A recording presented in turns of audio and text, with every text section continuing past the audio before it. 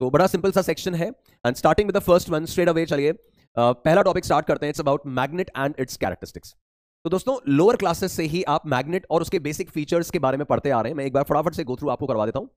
तो एक magnet basically when freely suspended, a piece of matter जब इसको फ्रीली सस्पेंड करेंगे तो एक तो ये खुद को एक सर्टेन डायरेक्शन में अलाइन कर लेता है, जैसे हम नॉर्थ साउथ डायरेक्शन कहते हैं फिर, और ये फेरस बॉडीज को अट्रैक्ट करता है। तो ऐसा कोई भी piece of matter when freely suspended it is basically aligning itself in a particular direction and attracting ferrous bodies will be defined as a bar magnet, a magnet. Magnet में of course poles assign किए जाते हैं, जैसे electric dipole में आपका plus and minus पोल रहता है, positive and negative पोल रहता है। ऐसे एक मैग्नेट होगा तो उसके अंदर पोल्स डिफाइन रहेंगे, नॉर्थ एंड साउथ पोल। तो जब एक मैग्नेट को फ्रीली सस्पेंड किया जाता है तो the pole, the end which is pointing towards the geographic north will be marked as the north pole, nearly geographic north की तरफ वो पॉइंट कर रहा होगा, उसको नॉर्थ मार्क किया जाता है। जो geographic साउथ की तरफ पॉइंट कर रहा होगा उसको साउथ पोल मार्क कर लिया जाता है। तो वो नॉर्थ एंड साउथ वाला डिस्क्रिप्शन हो गया। तो सिंपल वो geographic नॉर्थ साउथ वाला जो मैटर अपन हमेशा से पढ़ते आए हैं वो है। Then we have an important point here कि guys magnetic monopoles do not exist. ये चीज आपको ध्यान रखनी है कि अगर मान लो मैंने ऐसा एक बार मैग्नेट कंसिडर किया और इस बार मैग्नेट में मैंने north and south pole mark किए, अब इस मैग्नेट को अगर मैं यहां से इसको कट करता हूं तो ऐसा नहीं होगा कि आपने नॉर्थ पोल अलग कर लिया और साउथ पोल अलग कर लिया। You can not isolate the poles. जैसे ही आप इसको कट करोगे और आपको ये एक लेफ्ट पीस जो मिला ना, इसको अगर ऑब्जर्व करें तो इसमें भी ये नॉर्थ पोल तो रहेगा बट अलॉन्ग विद दैट यहां साउथ पोल भी बन जाएगा। ऐसे अगर इस वाले पीस को ऑब्जर्व करेंगे तो इस वाले पीस में ये टुकड़ा जो होगा यहां नॉर्थ पोल आ जाएगा, यहां साउथ आ जाएगा और यहां तो साउथ आया था। तो जैसे ही आप एक बार मैग्नेट को कट कर रहे हो तो आप पोल्स को आइसोलेट नहीं कर सकते। हर पीस में कितना भी छोटा होगा नॉर्थ एंड साउथ पोल दोनों एग्जिस्ट करेंगे। तो monopoles will never exist, it is always a dipole. वो ध्यान रखोगे। फिर एक ऑब्वियस पॉइंट जो अपन हमेशा से पढ़ते आए हैं कि अगर एक नॉर्थ पोल के सामने नॉर्थ ला रहा हूं तो they will repel, north and south अगर आमने सामने हैं तो दे विल अट्रैक्ट। तो like poles repel, unlike poles attract, वो एक ऑब्वियस प्रॉपर्टी जो अपन जानते हैं। देन एक और फीचर जो आपको ध्यान रखना चाहिए कि एक बार मैग्नेट या कोई भी मैग्नेट को अगर डीमैग्नेटाइज करना है, उसकी प्रॉपर्टीज को अगर रिड्यूस करना है, मॉडिफाई करना है, तो या तो उसको हीट किया जाए या उसको हैमर किया जाए लगातार, या उसके अक्रॉस ऑल्टरनेटिंग करंट एसी पास करा दिया जाए तो उसकी प्रॉपर्टीज को ऑल्टर किया जा सकता है, उसकी मैग्नेटिक प्रॉपर्टीज को डीमैग्नेटाइज किया जा सकता है। तो ये तो खैर जनरल इंफॉर्मेशन वाली बातें हुई दोस्तों जो आप ऑलरेडी अच्छे से जानते हैं। अपन अपने मेन मुद्दे पे आते हैं, मेन मैटर पे आते हैं, that is magnetic moment. Now guys, magnetic field में हमने देखा कि जब एक करंट कैरिंग लूप अपन कंसीडर करते हैं तो that current carrying loop behaves as a magnetic dipole. I hope you remember कि उसका मैग्नेटिक मोमेंट m वेक्टर हुआ करता था एज NIA। तो करंट कैरिंग डायपोल में एक फेस में से फील्ड लाइंस एंटर होती थी, दूसरे में से लीव करती थी, और वो एक मैग्नेटिक डायपोल की तरह बिहेव करता था। उसका मैग्नेटिक मोमेंट NIA है। ऑल्दो यहां पे कोई करंट कैरिंग लूप नहीं है, यहां पे एक बार मैग्नेट अपन लेंगे तो इस तरह का एक मैग्नेट कंसिडर किया जाएगा जिसमें दो पोल्स हैं। लेट्स से ये एक मैग्नेट कंसिडर किया, मान लो नॉर्थ एंड साउथ पोल, या मैग्नेट जो है वो इस शेप का भी हो सकता है, ऐसे आर्क के शेप में मैग्नेट कंसिडर कर लिया, यहां भी north and south pole define हो सकते हैं, या एक पूरा सेमी सर्किल के फॉर्मेट में मैग्नेट ले लिया, ये भी पॉसिबिलिटी है कि ऐसा आपने मैग्नेट कंसिडर किया, यहां पे नॉर्थ एंड साउथ पोल। तो ऑब्वियसली डायपोल्स, डायपोल तो है ही, उस डायपोल का डायपोल मोमेंट जो इस कहानी में मैग्नेटिक मोमेंट कहलाएगा उस बारे में डिस्कशन स्टार्ट कर रहे हैं। तो यहां पे ऑब्वियसली वो मैग्नेटिक मोमेंट NIA नहीं है, कोई करंट एरिया वेक्टर वगैरह नहीं है। यहां पे दोस्तों magnetic moment is defined as the product of this pole strength and the gap between the poles. आप देखो अपन ने जब इलेक्ट्रिक डायपोल मोमेंट पढ़ा था तो इलेक्ट्रिक डायपोल मोमेंट अपन ने लिखा था as the P vector is charge multiplied by distance, है ना। इलेक्ट्रिक डायपोल मोमेंट जब पढ़ा था बहुत charge multiplied by distance, plus Q और माइनस क्यू है, उनके बीच में अगर d डिस्टेंस रखा है तो q into D becomes the electric dipole moment. ऐसी मैग्नेटिक मोमेंट में एक टर्म आ रहा है, इसकी जगह तो आ रहा है पोल स्ट्रेंथ, तो ये एक टर्म आ जाएगा पोल स्ट्रेंथ, और सेकंड आ रहा है the gap between the poles, वो नॉर्थ एंड साउथ पोल के बीच में कितना कितना गैप है, वो ये d की जगह आ रहा है। तो जैसे इलेक्ट्रिक डायपोल में q इंटू डी था, ऐसे मैग्नेटिक डायपोल मोमेंट में pole strength into gap between the poles है। अब गाइस पोल स्ट्रेंथ का हमें बहुत ज्यादा डिटेल नहीं चाहिए, केवल ये अंदाजा लेना है कि उसके जो पोल्स हैं नॉर्थ एंड साउथ पोल हैं, कितना ज्यादा मैग्नेटिक फील्ड इंटेंसिटी बनाने का कैपेबिलिटी उनमें है, उस चीज से रिलेट करता हुआ पैरामीटर है जो डिपेंड करता है उस मैग्नेट के थिकनेस पे, क्रॉस सेक्शन पे। तो ये जो पोल स्ट्रेंथ है, this pole strength it depends on cross section. जो मैग्नेट अपन कंसिडर कर रहे हैं उसका क्रॉस सेक्शनल एरिया, मतलब ये जो यहां से क्रॉस सेक्शनल एरिया बनेगा ना, कितना थिकनेस उसका है, एरिया ऑफ क्रॉस सेक्शन कितना है, वो डिपेंडेंसी आपकी पोल स्ट्रेंथ की होती है। और गैप बिटवीन द पोल्स में ध्यान दें, gap between the poles is not the length of the magnet, it is the direct separation between north and south pole. मतलब यहां पे gap between the poles is north and south के बीच का ये गैप, इस केस में the gap between the poles will be ये वाला गैप, नॉर्थ एंड साउथ के बीच का गैप, इसे हम gap between the poles consider करेंगे। ठीक है, यहां पे अपन देखें तो वो पूरा सर्कमफ्रेंस नहीं उठाना है। गैप बिटवीन द पोल्स मतलब ये नॉर्थ एंड साउथ के बीच का जो ये डायरेक्ट सेपरेशन है, this will be termed as the gap between the poles. तो जब भी आप मैग्नेटिक मोमेंट निकाल रहे हैं तो ये दो फैक्टर्स काम करेंगे। One is the pole strength which is directly proportional to the cross sectional area of the magnet, and the second is the gap between the poles जो नॉर्थ एंड साउथ के बीच का डायरेक्ट सेपरेशन बताएगा। तो वहां से we can describe the magnetic moment. अब जैसे एक सिंपल सा सिचुएशन बताता हूं, देखो अगर मैं ये एक मैग्नेट कंसिडर कर रहा हूं, एक थिक मैग्नेट मैंने कंसिडर किया, ठीक है, इस मैग्नेट को मान लो इसका मैग्नेटिक मोमेंट m है। अपन मैग्नेटिक मोमेंट के लिए m या फिर म्यू भी काम में लेते हैं। इस चैप्टर में मोस्टली ये स्मॉल m से रिप्रेजेंट किया जाएगा। तो अगर मैं स्मॉल m मैग्नेटिक मोमेंट का अगर ये पीस है और इसको अगर मान लीजिए मैंने ऐसे कट किया, तो अगर मैं बीच में से उसको कट कर रहा हूं तो ये जो दो इक्वल हाफ्स मिलेंगे, each will have a magnetic moment given by m/2 m/2। क्यों? Because gap between the poles has reduced to half. मतलब आप ये जो एक पोर्शन कंसिडर करोगे ना, इसका लेफ्ट वाला, आप देखो इसका लेफ्ट वाला पोर्शन अगर अपन कंसिडर करें तो इसका क्रॉस सेक्शनल एरिया तो उतना ही है, अभी भी थिकनेस तो उतना का उतना ही, दैट मींस पोल स्ट्रेंथ तो चेंज नहीं हुआ, but gap between the poles अगर यहां L था तो यहां पे gap between the poles L/2 हो गया, तो मैग्नेटिक मोमेंट m/2 हो जाएगा। उसी तरह से अगर मान लो अगर मैंने इसी मैग्नेट को, ये जो मैग्नेट मैंने कंसिडर किया था m मैग्नेटिक मोमेंट का,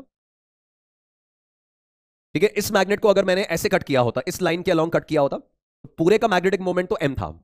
जब उसको ऐसे हॉरिजॉन्टली स्लाइस किया तो ऊपर वाला जो पोर्शन आ रहा है ना, आप देखो उसका लेंथ जो है नॉर्थ एंड साउथ पोल के बीच में जो गैप है, ओरिजिनल मैग्नेट में जितना गैप था पीसेस में भी गैप तो उतना ही है, इसमें भी लेंथ ऑफ द मैग्नेट तो उतना का उतना ही है, बट थिकनेस आधा हो गया। तो इस बार क्या कम हुआ? इस बार पोल स्ट्रेंथ कम हुआ है। इस बार ये पोल स्ट्रेंथ कम हुआ है। तो ये जो ऊपर एक टुकड़ा निकलेगा ना, इसका पोल स्ट्रेंथ ओरिजिनल मैग्नेट से आधा है, but gap between the poles अभी भी उतना ही है। तो ऐसे केस में again the two pieces will have half half magnetic moment m/2 ठीक है, तो ये दो चीजें यहां से निकल के आ रही हैं guys. The magnetic moment is proportional to the separation between the poles, एक तो ये, and secondly it is proportional to the cross sectional area of the magnet. ये दो फैक्टर्स का आप ध्यान रखेंगे, that magnetic moment is proportional to, एक तो क्रॉस सेक्शनल एरिया और दूसरा it is proportional to the gap between the poles. तो ये एरिया वाला फैक्टर तो पोल स्ट्रेंथ से रिलेट हो जाता है, and gap between the poles ये आपके नॉर्थ एंड साउथ के बीच का डायरेक्ट सेपरेशन है। तो दोनों में से कोई भी एक अगर ऑल्टर हो रहा है या दोनों ऑल्टर हो रहे हैं तो अकॉर्डिंगली आपको मैग्नेटिक मोमेंट को चेंज करना रहेगा। ठीक है, आप देखो अगर इसी में मैंने इसको 4 पीसेस में किया होता ना, ऐसे मान लो अगर ये सिचुएशन है, ये मैंने मैग्नेट कंसीडर किया, इस मैग्नेट में अगर मैं ऐसा कर रहा हूं कि यहां से इसको ऐसे कट किया है, पूरे का मैग्नेटिक मोमेंट m था, फिर इसको ऐसे भी कट कर लिया है। अब इसका अगर मैं ये एक पीस देखूंगा केवल, तो पूरे का मैग्नेटिक मोमेंट अगर m था, तो एक तो मैंने ऐसे ऐसे स्लाइसिंग किया तो थिकनेस को आधा कर दिया, क्रॉस सेक्शनल एरिया आधा किया, उससे पोल स्ट्रेंथ आधा होगा तो मैग्नेटिक मोमेंट भी आधा हो जाएगा। फिर इस तरह से कट किया तो मैंने उसका लेंथ भी आधा कर दिया, लेंथ आधा किया तो फिर मैग्नेटिक मोमेंट आधा हो गया। तो इस एक पीस का अगर मैग्नेटिक मोमेंट देखें तो that will be 1/4 of the complete value, इसका m/4 मैग्नेटिक मोमेंट ही आएगा। तो एरिया ऑल्टर करोगे तो भी मोमेंट चेंज होगा, और gap between the poles alter करोगे तो भी मोमेंट चेंज होगा। ये एक फैक्टर आप ध्यान रखें, सिंपल बात है बट इंपॉर्टेंट है। देन गाइज, ये जो मैग्नेटिक मोमेंट रहता है, this is again introduced as a vector quantity. जैसे कि हमारे इलेक्ट्रिक डायपोल मोमेंट में the dipole moment vector P was directed from -q to +q, उसी तरह से यहां पे magnetic moment vector is directed from south pole towards the north pole. ठीक है, magnetic moment by definition direction जो रहेगा वो साउथ पोल से नॉर्थ पोल की तरफ डायरेक्टेड रहेगा किसी भी बार मैग्नेट में, किसी भी मैग्नेटिक कॉन्टेक्स्ट में। तो अगर ऐसा सिचुएशन आ रहा है कि हमारे पास एक अरेंजमेंट है जिसमें हम 2 बार मैग्नेट्स कंसिडर कर रहे हैं, ये south pole and north pole, एक मैग्नेट मैंने ये कंसिडर कर लिया, यहां साउथ पोल, ये north pole, and the angle between the magnets is theta. इस तरह का सिचुएशन है। तो गाइज अब इस केस में आप देख सकते हैं ये वाला जो मैग्नेट होगा उसका मैग्नेटिक मोमेंट हो जाएगा m1, जो भी इसका मैग्नेटिक मोमेंट है m1 वेक्टर उस तरफ आ गया साउथ से नॉर्थ।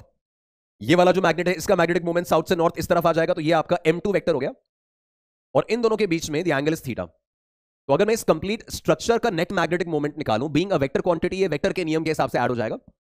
तो the resultant magnetic moment of this structure, इसका अकेले का मैग्नेटिक मोमेंट m1 है, इसके अकेले का मैग्नेटिक मोमेंट m2 है, तो पूरे स्ट्रक्चर का नेट मैग्नेटिक मोमेंट निकालें तो वो रिजल्टेंट से आ जाएगा as m1² + m2² + 2m1 m2 cos phi। तो just basic vector addition apply किया है।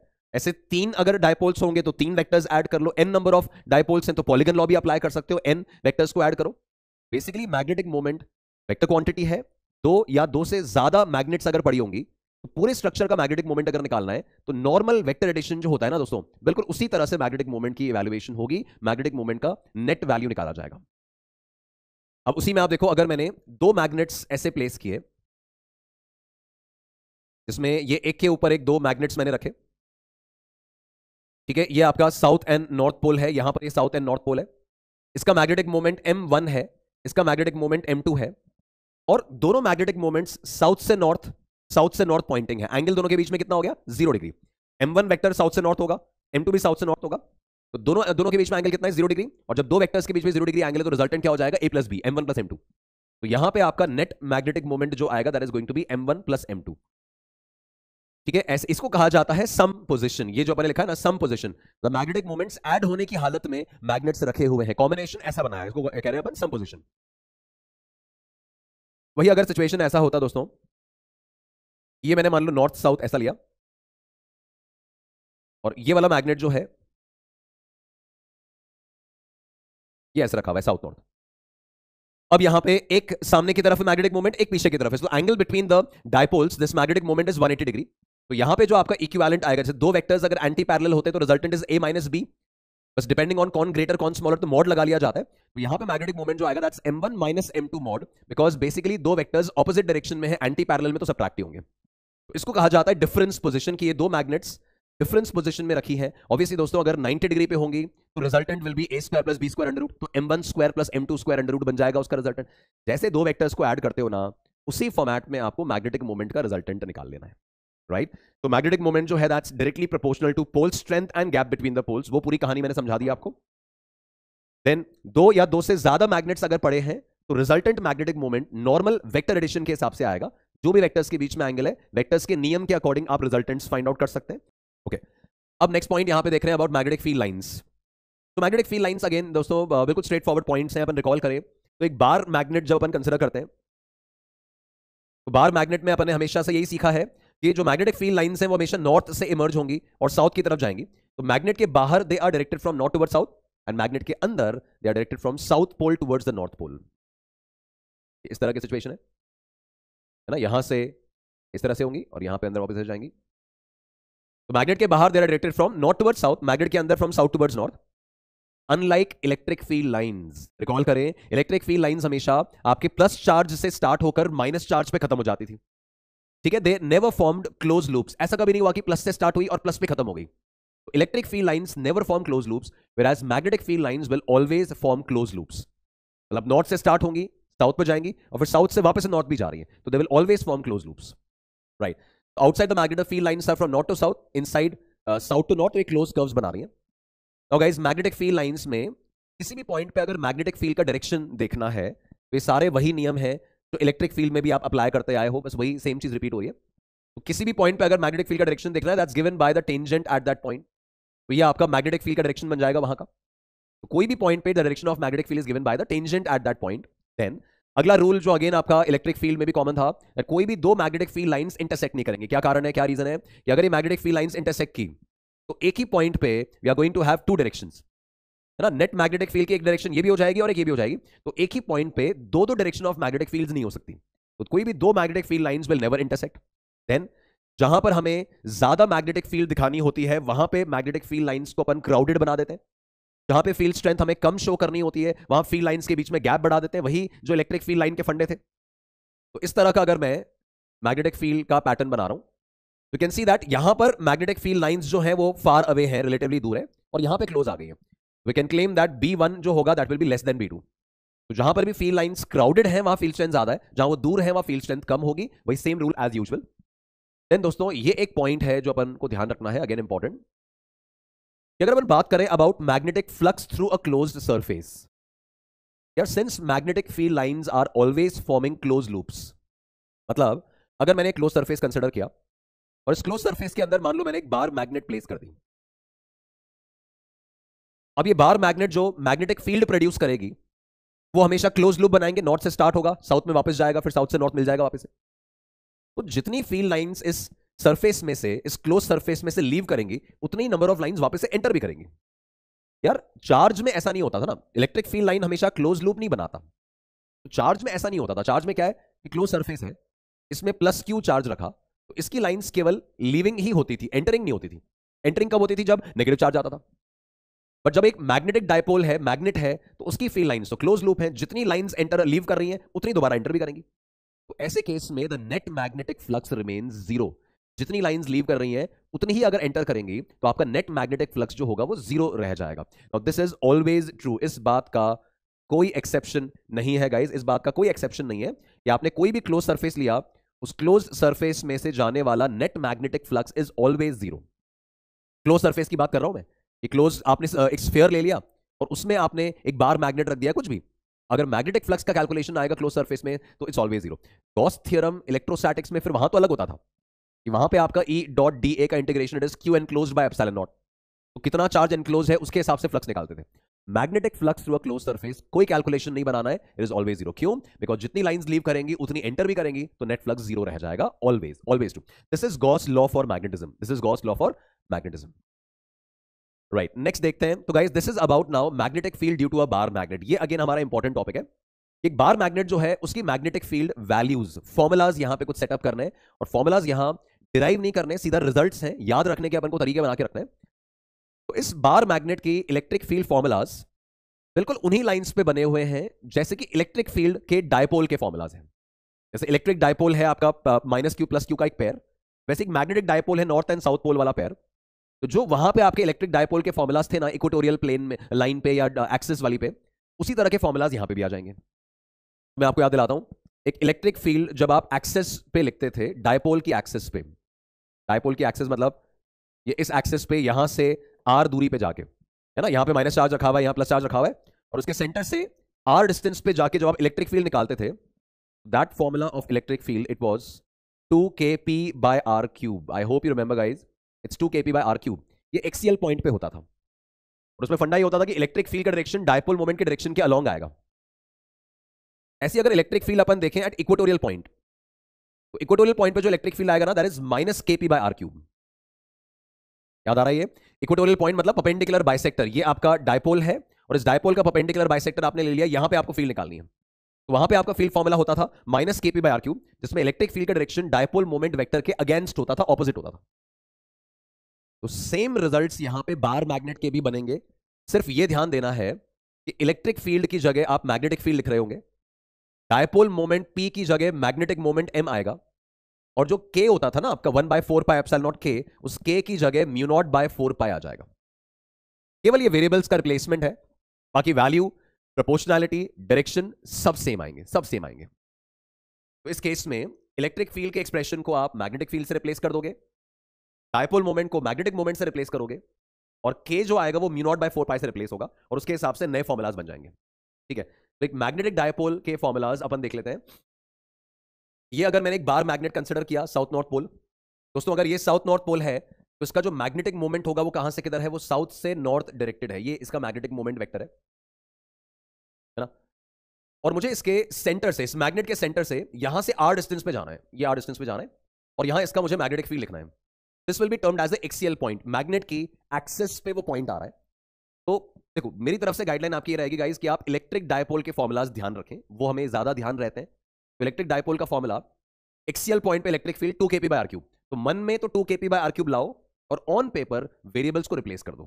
तो जैसे मैं लिख रहा हूं मैग्नेटिक फील्ड मेरे मन में चल रहा है 2kp/r³, तो 2k की जगह μ0/4π, p की जगह m अपॉन r³, तो अपॉन r³। मतलब न्यूमेरिकल सॉल्व करते समय इसी तरह से हम प्रोसीड करेंगे। तो 2kp/r³ लिखा, और इसमें मैग्नेटिक फील्ड का डायरेक्शन वही होगा जो m वेक्टर का डायरेक्शन होगा।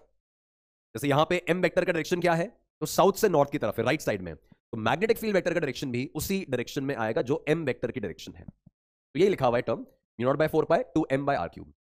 बस इसमें ये पॉइंट हमारे लिए क्रूशियल है, that this b vector is parallel to this m vector. ठीक है, एक्सियल पॉइंट पे जिस डायरेक्शन में मैग्नेटिक मोमेंट वेक्टर है उसी डायरेक्शन में मैग्नेटिक फील्ड वेक्टर भी आएगा। जैसे इलेक्ट्रिक फील्ड में होता था 2kp/r³, इलेक्ट्रिक फील्ड p के पैरेलल होता था, या मैग्नेटिक फील्ड m के पैरेलल है। फिर इक्वेटोरियल पोजीशन पे मैग्नेट का ये परपेंडिकुलर बाइसेक्टर बनाया, यहां सेंटर से r डिस्टेंस ऊपर गए, यहां पे तो इधर जो मैग्नेटिक फील्ड आएगी ना उसका फॉर्मूला वही इक्वेटोरियल पॉइंट वाला -kp/r³, डायपोल में -kp/r³, तो -kp/r³ बनाते, तो -k की जगह μ0/4π, p की जगह m वेक्टर अपॉन r³। तो ये बन गया आपका माइनस के पी बाय आर क्यूब, ये रहा। और ये माइनस क्या बता रहा है कि मैग्नेटिक फील्ड का डायरेक्शन मैग्नेटिक मोमेंट के ऑपोजिट होगा। ये भूलना नहीं है दोस्तों, ये आपको न्यूमेरिकल्स में हर हाल में बार बार काम आने वाला है कि इक्वेटोरियल पॉइंट पे मैग्नेटिक फील्ड एम वेक्टर के ऑपोजिट है, एज एक्सियल पॉइंट पे मैग्नेटिक फील्ड एम वेक्टर के अलोंग है। तो यहां पे देखो साउथ नॉर्थ के हिसाब से मैग्नेटिक मोमेंट वेक्टर तो है राइटवर्ड्स, जबकि यहां पे मैग्नेटिक फील्ड आ रही है लेफ्टवर्ड्स। इस एक्सियल पॉइंट पे देखें तो आपका मैग्नेटिक मोमेंट राइटवर्ड्स है और मैग्नेटिक फील्ड भी राइटवर्ड्स है। ये वाला एरो देखो, मैग्नेटिक फील्ड भी राइटवर्ड्स है। तो वैल्यू और डायरेक्शन दोनों याद रहने चाहिए।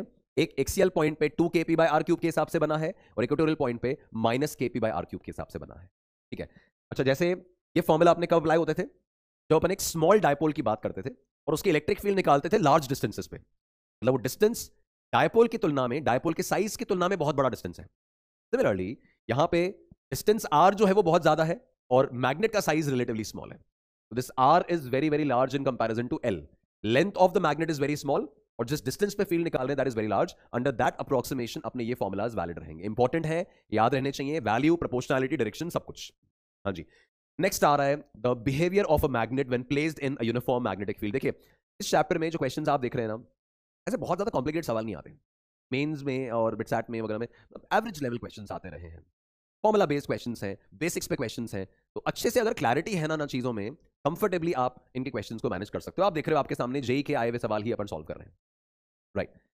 नेक्स्ट देखो, a bar magnet when placed in a magnetic field, ये पूरा सिनेरियो भी इलेक्ट्रिक डायपोल जैसा ही है। तो अगर आपको इलेक्ट्रिक डायपोल के फॉर्मुलाज ध्यान है, इसका मतलब आपको मैग्नेटिक डायपोल के भी फॉर्मुलाज ध्यान है, वो वहीं से बन जाएंगे। तो जब आप एक इलेक्ट्रिक डायपोल को एक यूनिफॉर्म इलेक्ट्रिक फील्ड में रखते थे, ये इलेक्ट्रिक फील्ड ई, और इसमें अगर आपने एक इलेक्ट्रिक डायपोल को प्लेस किया माइनस क्यू प्लस क्यू, तो ध्यान होंगे आपको फंडे, इस इलेक्ट्रिक डायपोल पे नेट फोर्स जीरो होता था, बिकॉज एक पे क्यू ई बैकवर्ड लग जाता था, एक पे Q E forward, net force zero होता था। और नेट टॉर्क कुछ ना कुछ लग सकता था, that was P cross E, P E sine theta.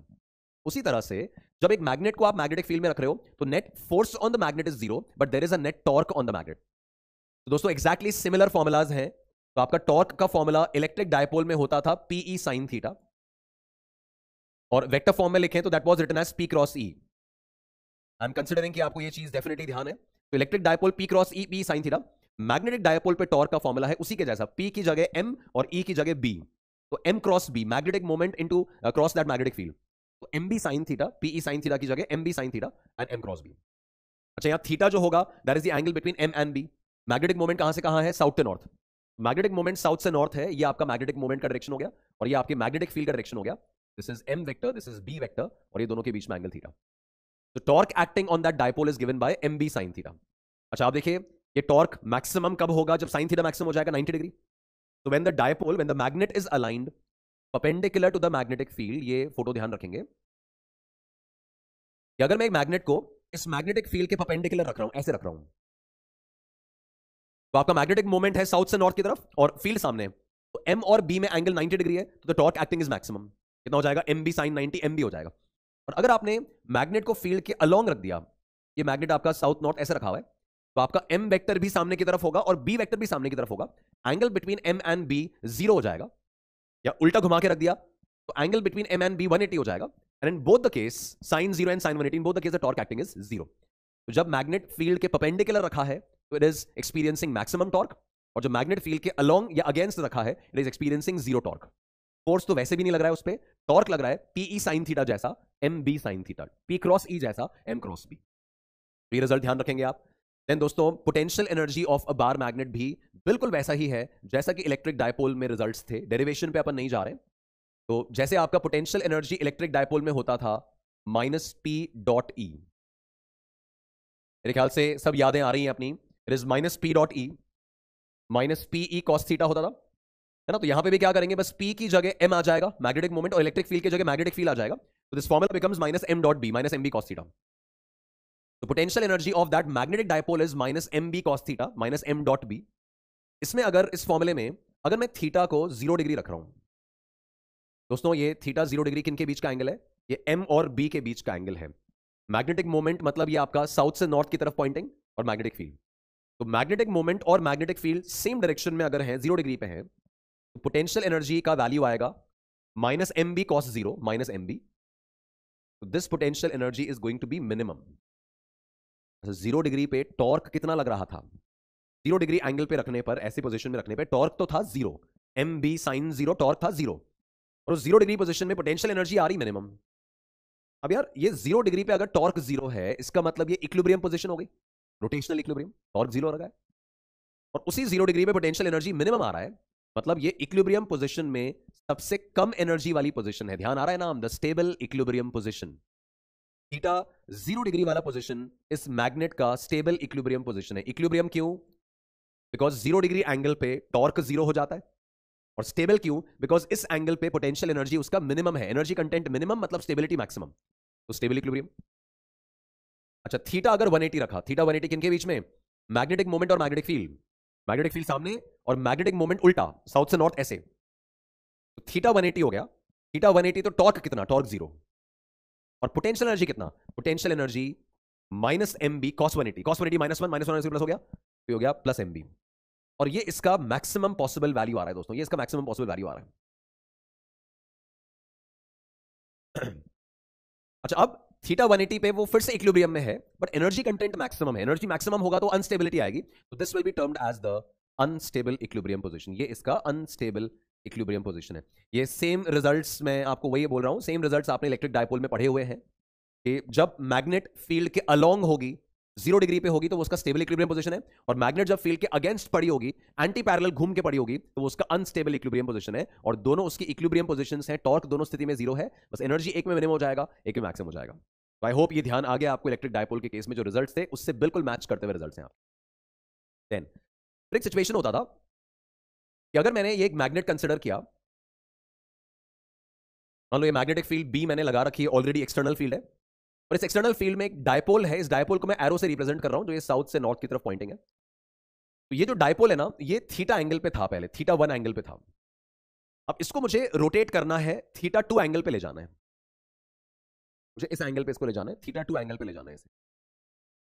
तो थीटा 1 से थीटा 2 पे ले जाने में मुझे कितना एक्सटर्नल वर्क करना होगा, उस बारे में बात कर रहे हैं। उससे पहले एक चीज अपन ये देख लें, यार अगर मैं किसी भी मैग्नेट को एक मैग्नेटिक फील्ड में रिलीज करूं, उसकी क्या टेंडेंसी होनी चाहिए? हम ये जानते हैं कि यार हर चीज की टेंडेंसी होती है अपनी एनर्जी को मिनिमाइज करके स्टेबिलिटी अचीव करने की, है ना। हर चीज को, कोई ब्लॉक को जमीन से उठाया, उसकी टेंडेंसी होती है कि पोटेंशियल एनर्जी गेन कर लिया है, वो डाउनवर्ड डायरेक्शन में जाए, अपनी एनर्जी लूज करे। इलेक्ट्रॉन को हायर ऑर्बिट में भेजा, अपने आप लोअर ऑर्बिट में आता है, एनर्जी लूज करता है, स्टेबिलिटी गेन करता है। उसी तरह से एक बार मैग्नेट को, एक मैग्नेटिक नीडल को जब आप यूनिफॉर्म मैग्नेटिक फील्ड में छोड़ेंगे, किसी भी हालत में छोड़ो, it will always have a tendency to achieve stability, it will always have a tendency to minimize its energy. तो हमेशा उसकी टेंडेंसी क्या होगी? स्टेबल इक्विलिब्रियम पोजीशन की तरफ जाने की। मैं मान लो राइट वर्ड्स मैग्नेटिक फील्ड लगा रखी है, उस तरफ मैग्नेटिक फील्ड लगा रखी है, इस मैग्नेट को अगर मैं ऐसे छोड़ूंगा ना, तो भी उसकी टेंडेंसी होगी फील्ड के अलोंग अलाइन होगी, साउथ यहां, नॉर्थ यहां, और ये साउथ नॉर्थ फील्ड के अलोंग अलाइन हो जाएगा। उसको मैं मैग्नेटिक फील्ड से 175 डिग्री पे घुमा दूं और छोड़ूं, तो भी ये 180 क्लोजेस्ट इक्विलिब्रियम में नहीं जाएगा, वो यहां से पूरा लंबा रास्ता लेके 0 की तरफ ही आने की टेंडेंसी रखेगा। दोस्तों, कभी भी अगर इस बात का जवाब देना हो ना कि मैग्नेटिक फील्ड में बार मैग्नेट पड़ी है, किस तरफ घूमेगी, तो उसी तरफ घुमाओ जहां से वो स्टेबल इक्विलिब्रियम पोजीशन की तरफ जाती हो, वो 0 डिग्री एंगल की तरफ जाती हो, वो फील्ड के अलोंग अलाइन हो जाती हो, उस तरफ उसको घुमाना। It will always have a tendency, statement को याद रखेंगे, it will always have a tendency to align itself along the field, तो स्टेबिलिटी आ जाएगी, स्टेबल इक्विलिब्रियम पोजीशन आ जाएगा। तो जब मैं इस मैग्नेट को छोड़ूंगा, तो इसकी टेंडेंसी थी फील्ड के अलोंग अलाइन होने की, ऐसे क्लॉकवाइज घूमने की, और मैं उसको घुमाकर एंटी क्लॉकवाइज ले जाना चाह रहा हूं, एक बड़े एंगल की तरफ। मतलब वो ऐसे था, टेंडेंसी थी फील्ड के अलोंग अलाइन होने की, बट मुझे उसके विरुद्ध उसके लेके जाना है कि थीटा 1 एंगल था भाई, अभी थीटा 2 एंगल पे पहुंचाओ, एंगल और बढ़ाना है। तो ऐसा करने में एक्सटर्नल वर्क कितना करना पड़ेगा, वो कैलकुलेट कर रहे हैं। तो दोस्तों, ऐसे केस में डब्ल्यू एक्सटर्नल होता था डेल्टा यू प्लस डेल्टा के। अब इसमें इसको बस यहां होल्ड किया हुआ था, यहां थीटा 1 वाली जगह से थीटा 2 वाली जगह पे लाकर पकड़ लिया, तो डेल्टा के तो 0 है, तो जो भी डब्ल्यू एक्सटर्नल आना है वो अल्टीमेटली डेल्टा यू के इक्वल आएगा। तो थीटा 2 वाली जगह पे पोटेंशियल एनर्जी कितना होगा? तो is minus M B cos theta ना पोटेंशियल एनर्जी का फॉर्मूला, तो minus M B cos theta 2, this is U final, minus U initial कितना था? Minus M B cos theta 1, ये आपका यू इनिशियल था। ठीक है, अब इसको सबट्रैक्ट कर रहे हैं तो आपका एम बी कॉमन आ रहा है, एंड ब्रैकेट में we have cos theta 1 minus cos theta 2। Same result है जो इलेक्ट्रिक डायपोल में भी आता था कि एक डायपोल को थीटा 1 एंगल से घुमाकर थीटा 2 एंगल तक पहुंचाने के लिए कितना वर्क करना होगा, क्योंकि मैग्नेटिक फील्ड उसको घुमाना चाहती थी क्लॉकवाइज और हम उसको ले जा रहे हैं एंटी क्लॉकवाइज, उसके अगेंस्ट ले जा रहे हैं, तो एक्सटर्नल वर्क तो करना ही पड़ेगा। तो that work done, that external work done is given by this calculation. W external कैसे आएगा, तो डेल्टा यू के हिसाब से आएगा। Delta U change in potential energy की जो वैल्यू है वही डब्ल्यू एक्सटर्नल है। देन एक और इंपॉर्टेंट रिजल्ट स्टोरी में यह है कि जब आप एक बार मैग्नेट को रिलीज करते हैं एक यूनिफॉर्म मैग्नेटिक फील्ड में, या आपने यूनिफॉर्म मैग्नेटिक फील्ड ली और एक मैग्नेटिक डायपोल में ऐसे शो कर रहा हूं एरो से, है ना, ये बार मैग्नेट ही है, साउथ एंड नॉर्थ पोल। अब इसकी टेंडेंसी क्या है जब इसको छोड़ेंगे, तो टेंडेंसी है फील्ड के अलोंग अलाइन होने की। तो बिकॉज ऑफ दैट इस पे टॉर्क लगेगा और ये फील्ड के अलोंग अलाइन होने के लिए घूमना स्टार्ट करेगा, टॉर्क की वजह से घूमना स्टार्ट करेगा। अब घूमते घूमते एक समय ऐसा आएगा जब ये अलाइन हो चुका होगा, बट दिक्कत ये है दोस्तों, जब ये अलाइन होगा ना तब तक ये कुछ एंगुलर स्पीड गेन कर चुका है। इस हालत में मैंने इसको छोड़ा था, मैग्नेटिक फील्ड ने क्लॉकवाइज टॉर्क लगाया, उसके कारण रोटेशन स्टार्ट हो गया। अब यहां आते आते तो स्पीड गेन कर ली, अब स्पीड गेन कर ली तो आगे बढ़ गया। अब जैसे ही ये इस पोजीशन में आया आगे बढ़ गया ना, ऐसे यहां आके रुका नहीं, आगे बढ़ गया। अब आगे बढ़ते ही मैग्नेटिक फील्ड ने उल्टी दिशा में टॉर्क लगाना स्टार्ट कर दिया, एंटी क्लॉकवाइज लगाना स्टार्ट कर दिया। आप चाहें तो राइट हैंड थंब रूल से चेक कर लो, टॉर्क कितना है, एम क्रॉस बी। तो बी किधर है, सामने, एम ये रहा, M cross B anti clockwise rotation. इस हालत में देखो M cross B clockwise rotation. तो जैसे ये इस पोजीशन में आया, मैग्नेटिक फील्ड ने उल्टा टॉर्क लगाना स्टार्ट किया, जिसके कारण the magnet started retarding. Retard होते होते होते यहां रुका। अब मैग्नेटिक फील्ड की टेंडेंसी है दोबारा इसको अलाइन करने की, तो फिर से अलाइन करने के चक्कर में यहां आया, स्पीड गेन कर चुका था, फिर आगे निकल गया, फिर टॉर्क लगा क्लॉकवाइज वापस आया, फिर स्पीड गेन कर चुका था, यहां आ गया। तो इस हिसाब से समझ गए होंगे आप, इस हिसाब से the magnet starts performing oscillations. The magnet starts performing oscillations. इस स्टेबल इक्विलिब्रियम पोजीशन, इस मीन पोजीशन के अबाउट ये टू एंड फ्रो ऑसिलेट करना शुरू कर दिया। उसमें टॉर्क कितना लग रहा है, तो torque acting is minus M B, sorry the torque acting is M B sine theta. ठीक है, M B sine theta. Since ये रिस्टोरिंग टॉर्क है, वो टॉर्क उसको मीन की तरफ लाने की कोशिश कर रहा है, तो रिस्टोरिंग टॉर्क की वजह से I can write that as minus M B sine theta. इसका जो स्टैंडर्ड डेरिवेशन होता था गाइज, वो डेरिवेशन ऐसे रिक्वायर्ड तो नहीं है, बट जस्ट एक ब्रीफ में आपको दे रहा हूं। इफ थीटा इज स्मॉल, अगर थीटा स्मॉल है तो साइन थीटा की जगह आप सिर्फ थीटा लिख सकते हैं, तो that becomes torque equals to minus M B theta. और ये आपका रिजेंबल कर रहा है आपके एसएचएम के नियम से, that torque equals to minus K theta.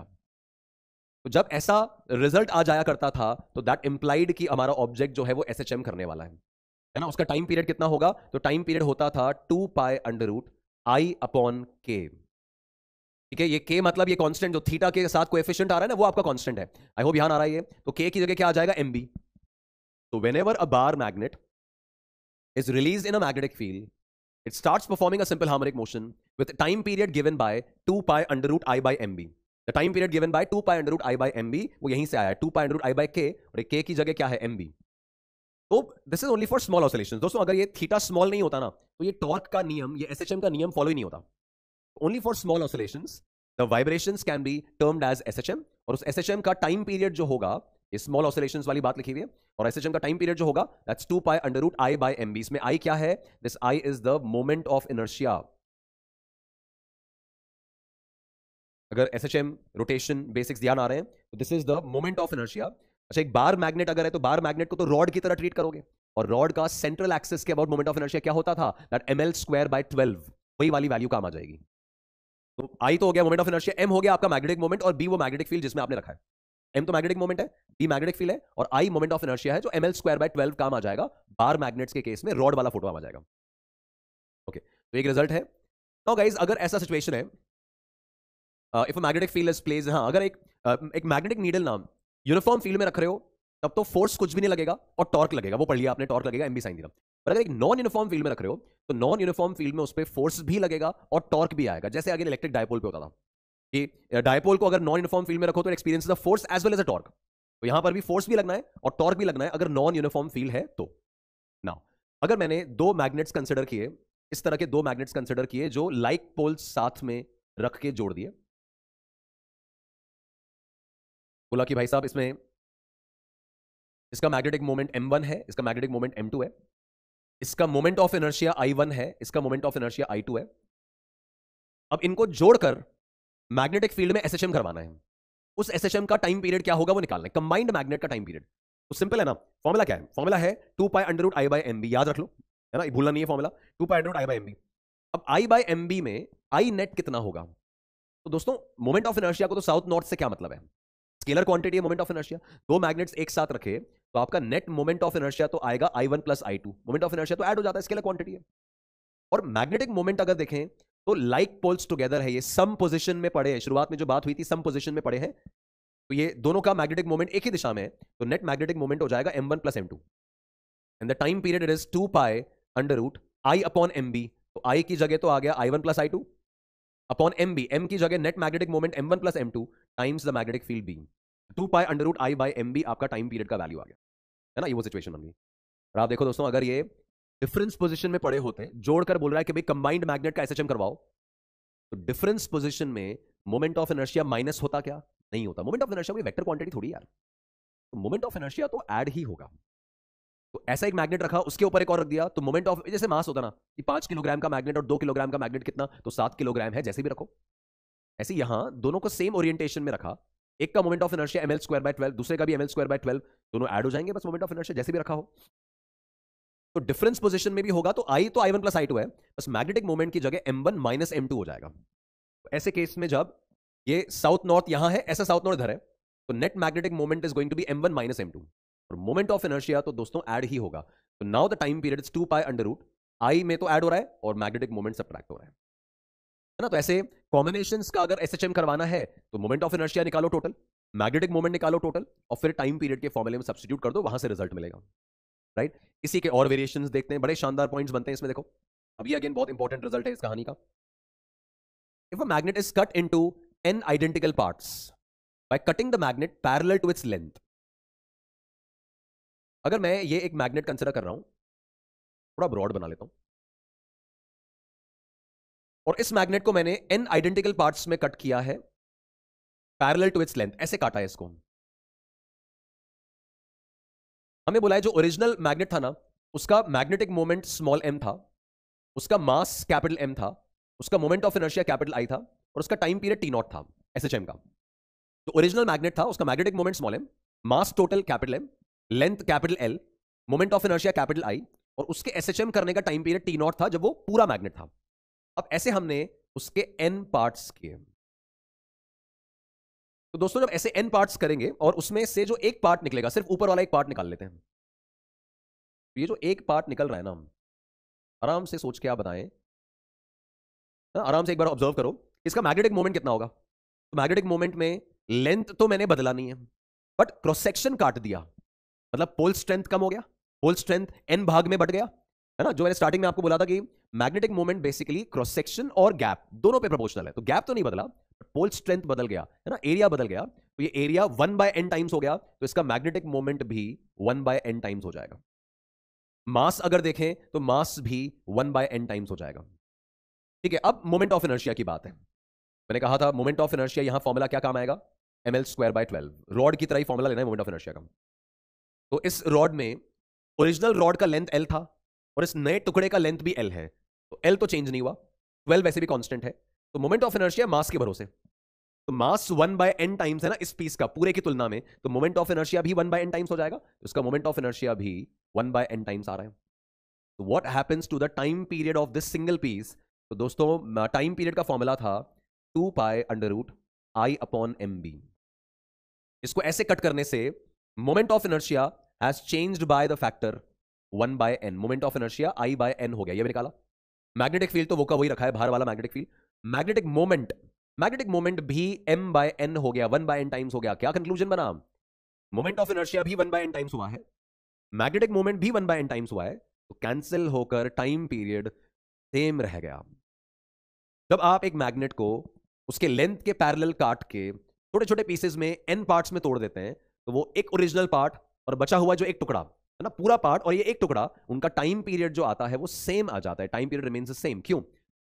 जैसे मैंने बोला था, उस एक पीस का magnetic moment 1 by n times, mass देखें तो 1 बाय n टाइम्स, लेंथ देखें तो सेम है। मोमेंट ऑफ इनर्शिया ऐसे 1 बाय n डायरेक्टली लिख सकते थे, यहां देखें तो moment of inertia ml square by 12 है, इसका लेंथ तो वही है जो इसका था, तो L तो सेम है, 12 वैसे भी कांस्टेंट है। मास 1 बाय n टाइम्स हुआ है, तो मोमेंट ऑफ इनर्शिया भी 1 बाय n टाइम्स होना चाहिए। अब फॉर्मूले में I 1 by n times, magnetic moment 1 by n times, factor cancel, time period same, तो T dash is same as T naught. इसको ना ऐसे रिजल्ट की तरह याद रखा जा सकता है, ऑल्दो समझा दिया मैंने पूरा, बट आपको ध्यान रखना है। इस मैग्नेटिक मोमेंट आपका m by n हो गया था, moment of inertia I by n हो गया था। See that the time period of each part remains the same. तो जब रॉड को पैरेलल टू इट्स लेंथ काटते हैं तो हर एक पीस का time period of SHM original piece के एसएचएम टाइम पीरियड से मैच करता है, वो चेंज नहीं होता, ना n टाइम्स होगा ना 1/n time, the time period remains the same. दूसरी कटिंग क्या पॉसिबल है? It is cut into identical parts by cutting the magnet perpendicular to its length. ये मैग्नेट कंसीडर किया, इसके लेंथ के परपेंडिकुलर ऐसे n टुकड़े कर दिए इसके। इसका original magnetic moment small m था, मास कैपिटल M है, मोमेंट ऑफ इनर्शिया I है, और पूरे का एसएचएम टाइम पीरियड t0 है। ये ओरिजिनल है। अब मुझे बात करना है इसके एक पीस के बारे में। तो ये जो एक पीस निकला दोस्तों, इस एक पीस का मैग्नेटिक मोमेंट क्या होगा? तो मैग्नेटिक मोमेंट तो हो जाएगा 1/n टाइम्स। क्यों? बिकॉज इस बार पोल स्ट्रेंथ नहीं बदली है, एरिया नहीं बदला है, इस बार लेंथ बदल गया। इस पीस का लेंथ पूरे से 1/n टाइम्स है, तो मैग्नेटिक मोमेंट भी 1/n टाइम्स हो गया। मास अपन देखें तो उस एक टुकड़े का मास m/n आएगा, है ना। ये पूरे का m मास था, तो इसका मास हो जाएगा m/n। फिर मोमेंट ऑफ इनर्शिया, अब मोमेंट ऑफ इनर्शिया में ध्यान देंगे, फॉर्मूला है ml²/12। तो उसको ऐसे कट किया ना, तो इस एक पीस का लेंथ कितना है? इस एक पीस का लेंथ है l/n, पूरे l लेंथ की मैग्नेट थी, इस एक पीस का लेंथ है l/n। इसमें मास 1/n टाइम्स हो रहा है, मास इस एक पीस का 1/n टाइम्स है, और लेंथ भी 1/n टाइम्स हो रही है। तो ओवरऑल फैक्टर आप देखो तो moment of inertia 1/n³ times हो गया। समझ में आया? ये moment of inertia 1/n times हो गया, बिकॉज मास 1/n टाइम्स हुआ, लेंथ 1/n टाइम्स है, बट उसका स्क्वायर हो रहा है, तो ये 1/n², ओवरऑल फैक्टर 1/n³ का बन रहा है। तो moment of inertia 1/n³ times हो गया। अब टाइम पीरियड का हिसाब लगाते हैं। तो टाइम पीरियड इज 2π√I/mb। आप देखो इस I में कितने का फैक्टर है? तो 1/n³ का फैक्टर है। B तो सेम है, मैग्नेटिक फील्ड तो वही लगा रखी है बाहर। मैग्नेटिक मोमेंट में कितना फैक्टर है? तो 1/n का फैक्टर है। तो अंदर कितना फैक्टर बचा? या 1/n³ और यहां 1/n, तो अंडर में 1/n² का फैक्टर बच गया। अंडर में 1/n² मतलब 1/n आएगा अंडर के बाहर। तो टाइम पीरियड जो आएगा that t dash it will be t/n। E point पूरे के एसएचएम का टाइम पीरियड अगर t था, उसके एक पीस, इसके एक टुकड़े के एसएचएम का टाइम पीरियड t/n होगा। ये सिंस स्टैंडर्ड रिजल्ट है तो ये एक्सपेक्टेड रहता है कि आप लोग याद रखें इस चीज को। जब लेंथ के पैरेलल कट किया जाता है ऐसे, तो the time period of one part is same as the time period of the original magnet. और जब लेंथ के परपेंडिकुलर कट किया जाता है तो the time period of one part is 1/n times the time period of the original magnet. ये t/n हो जाएगा। लॉजिक मैंने आपके सामने प्लेस किया। Right, next point. Now guys, अगला फेज जो है चैप्टर का, नेक्स्ट पार्ट जो है, नेक्स्ट फेज जो है, this is about magnetization, magnetic intensity, hysteresis, diamagnetic, paramagnetic. Interesting part है बट अगेन ईजी है। तो अब सिचुएशन ये है कि मैग्नेटिक इंटेंसिटी, यहां पर एक नाम डिस्क्राइब कर रहे हैं अपन, मैग्नेटिक इंटेंसिटी। दोस्तों एक तो है मैग्नेटिक फील्ड, तो वो तो अपन बी से रिप्रेजेंट करते हैं। एक है मैग्नेटिक इंटेंसिटी और मैग्नेटाइजिंग फील्ड, ये एच से रिप्रेजेंट किया जाता है। And this H is defined as, this is by definition defined as B0/μ0। जो भी मैग्नेटिक फील्ड प्रेजेंट है उस इलाके में, उसको μ0 से डिवाइड कर दो, तो that becomes the magnetic intensity H। जैसे सोलेनॉइड की बात करें, ये वाला टर्म ज्यादा काम में आएगा अपन को, तो याद रहना चाहिए। तो सोलेनॉइड में मैग्नेटिक फील्ड होती है अंदर μ0 Ni, और μ0 Ni को अगर μ0 से डिवाइड कर रहे हो तो वी गेट Ni। ये अपन को बहुत जगह काम में आना है, तो ये याद रहना चाहिए कि सोलेनॉइड के लिए H का वैल्यू Ni के बराबर होता है। तो मैग्नेटिक इंटेंसिटी इज B0/μ0, और सोलेनॉइड के केस में H की वैल्यू Ni है, और यूनिट जो होता है H का that is ampere per metre. वो तो वैसे ही दिख रहा है आपको, ये N है number of turns per unit length, तो ये पर मीटर, और ये इनटू एम्पियर, तो एम्पियर पर मीटर इसका यूनिट रहेगा। और H जो है मैग्नेटिक फील्ड को μ0 से डिवाइड करो तो H की वैल्यू मिल जाएगी। तो एक नया टर्म डिस्क्राइब हुआ है, मैग्नेटिक इंटेंसिटी। गाइस हमारा जो अभी डिस्कशन है वो सब magnetizing a non magnetic material, एक ऐसा मटेरियल जिसमें मैग्नेटिक प्रॉपर्टीज नहीं थी और उसको हम मैग्नेटाइज करने की कोशिश कर रहे हैं, उस दिशा में हमारा डिस्कशन अभी स्टार्ट हुआ है। उस कहानी में हमने पहला टर्म डिस्क्राइब किया है एज मैग्नेटिक इंटेंसिटी, जो B0/μ0 है। क्यों डिस्क्राइब किया है, इसकी डेफिनेशन क्यों बनी है, वो भी आपको समझ में आ जाएगा। अगला टर्म जो हमें इसमें डिस्क्राइब करना है, दिस इज मैग्नेटाइजेशन। दोस्तों जैसे इलेक्ट्रिसिटी में, इलेक्ट्रोस्टैटिक्स में एक टर्म था पोलराइजेशन। पोलराइजेशन मतलब वो प्लस माइनस का सेपरेशन उसमें था नहीं, आपने प्लस माइनस इंड्यूस कराया है, चार्जेस सेपरेट किए हैं, उसको पोलराइजेशन बोलते थे।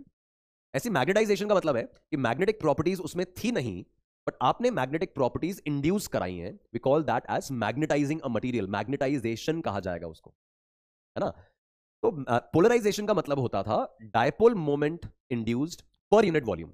उसी तरह से मैग्नेटाइजेशन का मतलब है the magnetic moment induced per unit volume. Again a very important result ध्यान रखोगे कि मैग्नेटाइजेशन वो कितना मैग्नेटाइज हुआ, उसमें कितना इंडक्शन आया। तो magnetization is the magnetic moment small m induced per unit volume of that substance is termed as magnetization. उसका यूनिट वॉल्यूम में कितना मैग्नेटिक मोमेंट आया है उसको मैग्नेटाइजेशन बोलते हैं। यूनिट गाइस इसका भी एम्पियर पर मीटर है।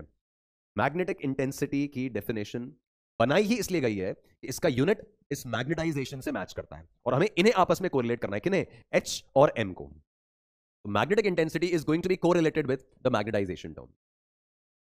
तो एक्चुअली ये वो फैक्टर होगा जो हम अप्लाई करेंगे। जैसे एक सोलेनॉइड आपने लिया और उस सोलेनॉइड के अंदर आपने एक आयरन रॉड प्लेस कर दिया। अब आयरन रॉड बाय नेचर तो मैग्नेटिक प्रॉपर्टीज होल्ड नहीं करती एक मैग्नेट की तरह। तो अब आप इस सोलेनॉइड में अगर करंट चलाओगे तो आप मैग्नेटिक फील्ड बनाएंगे। कितनी मैग्नेटिक फील्ड बनाएंगे? म्यू नॉट एन आई। और H कितना आएगा? एन आई। ये आप कंट्रोल कर रहे हो, है ना। करंट जैसे जैसे आप सोलेनॉइड में चेंज करोगे आप H की वैल्यू भी चेंज कर रहे हो। तो H वो है जो हम कंट्रोल कर रहे हैं। H वो है जो हमने अप्लाई किया है, वो मैग्नेटिक फील्ड जो मैग्नेटिक इंटेंसिटी हमने अप्लाई की है। और मैग्नेटाइजेशन वो है जो उस आयरन रॉड में इंड्यूस होगा। तो हमारे लगाए हुए H के बदले इसमें कितना कैपिटल M, कितना मैग्नेटाइजेशन आने वाला है उस बात पे चर्चा हो रही है। हमारा अप्लाइड पैरामीटर कौन सा है? H। और इसमें इंड्यूस होने वाला मैटर कौन सा है? M। तो H हो गया मैग्नेटिक इंटेंसिटी जो मैग्नेटिक फील्ड से रिलेट हो रहा है, और M हो गया magnetization which is magnetic moment per unit volume जो इसमें इंड्यूस होगा। तो अब जैसे ही आप वो सोलेनॉइड और आयरन रॉड वाला सिचुएशन देखें दोस्तों, उसके अंदर दो फील्ड्स अब आप नोटिस कर सकते हैं। एक मैग्नेटिक फील्ड तो वो होगी जो सोलेनॉइड ने खुद बनाई है ना। सोलेनॉइड कितना फील्ड बनाया? तो बी नॉट बनाया। म्यू नॉट एन आई जो अपना नॉर्मल होता है ना, वो बी नॉट फील्ड उसने बनाया।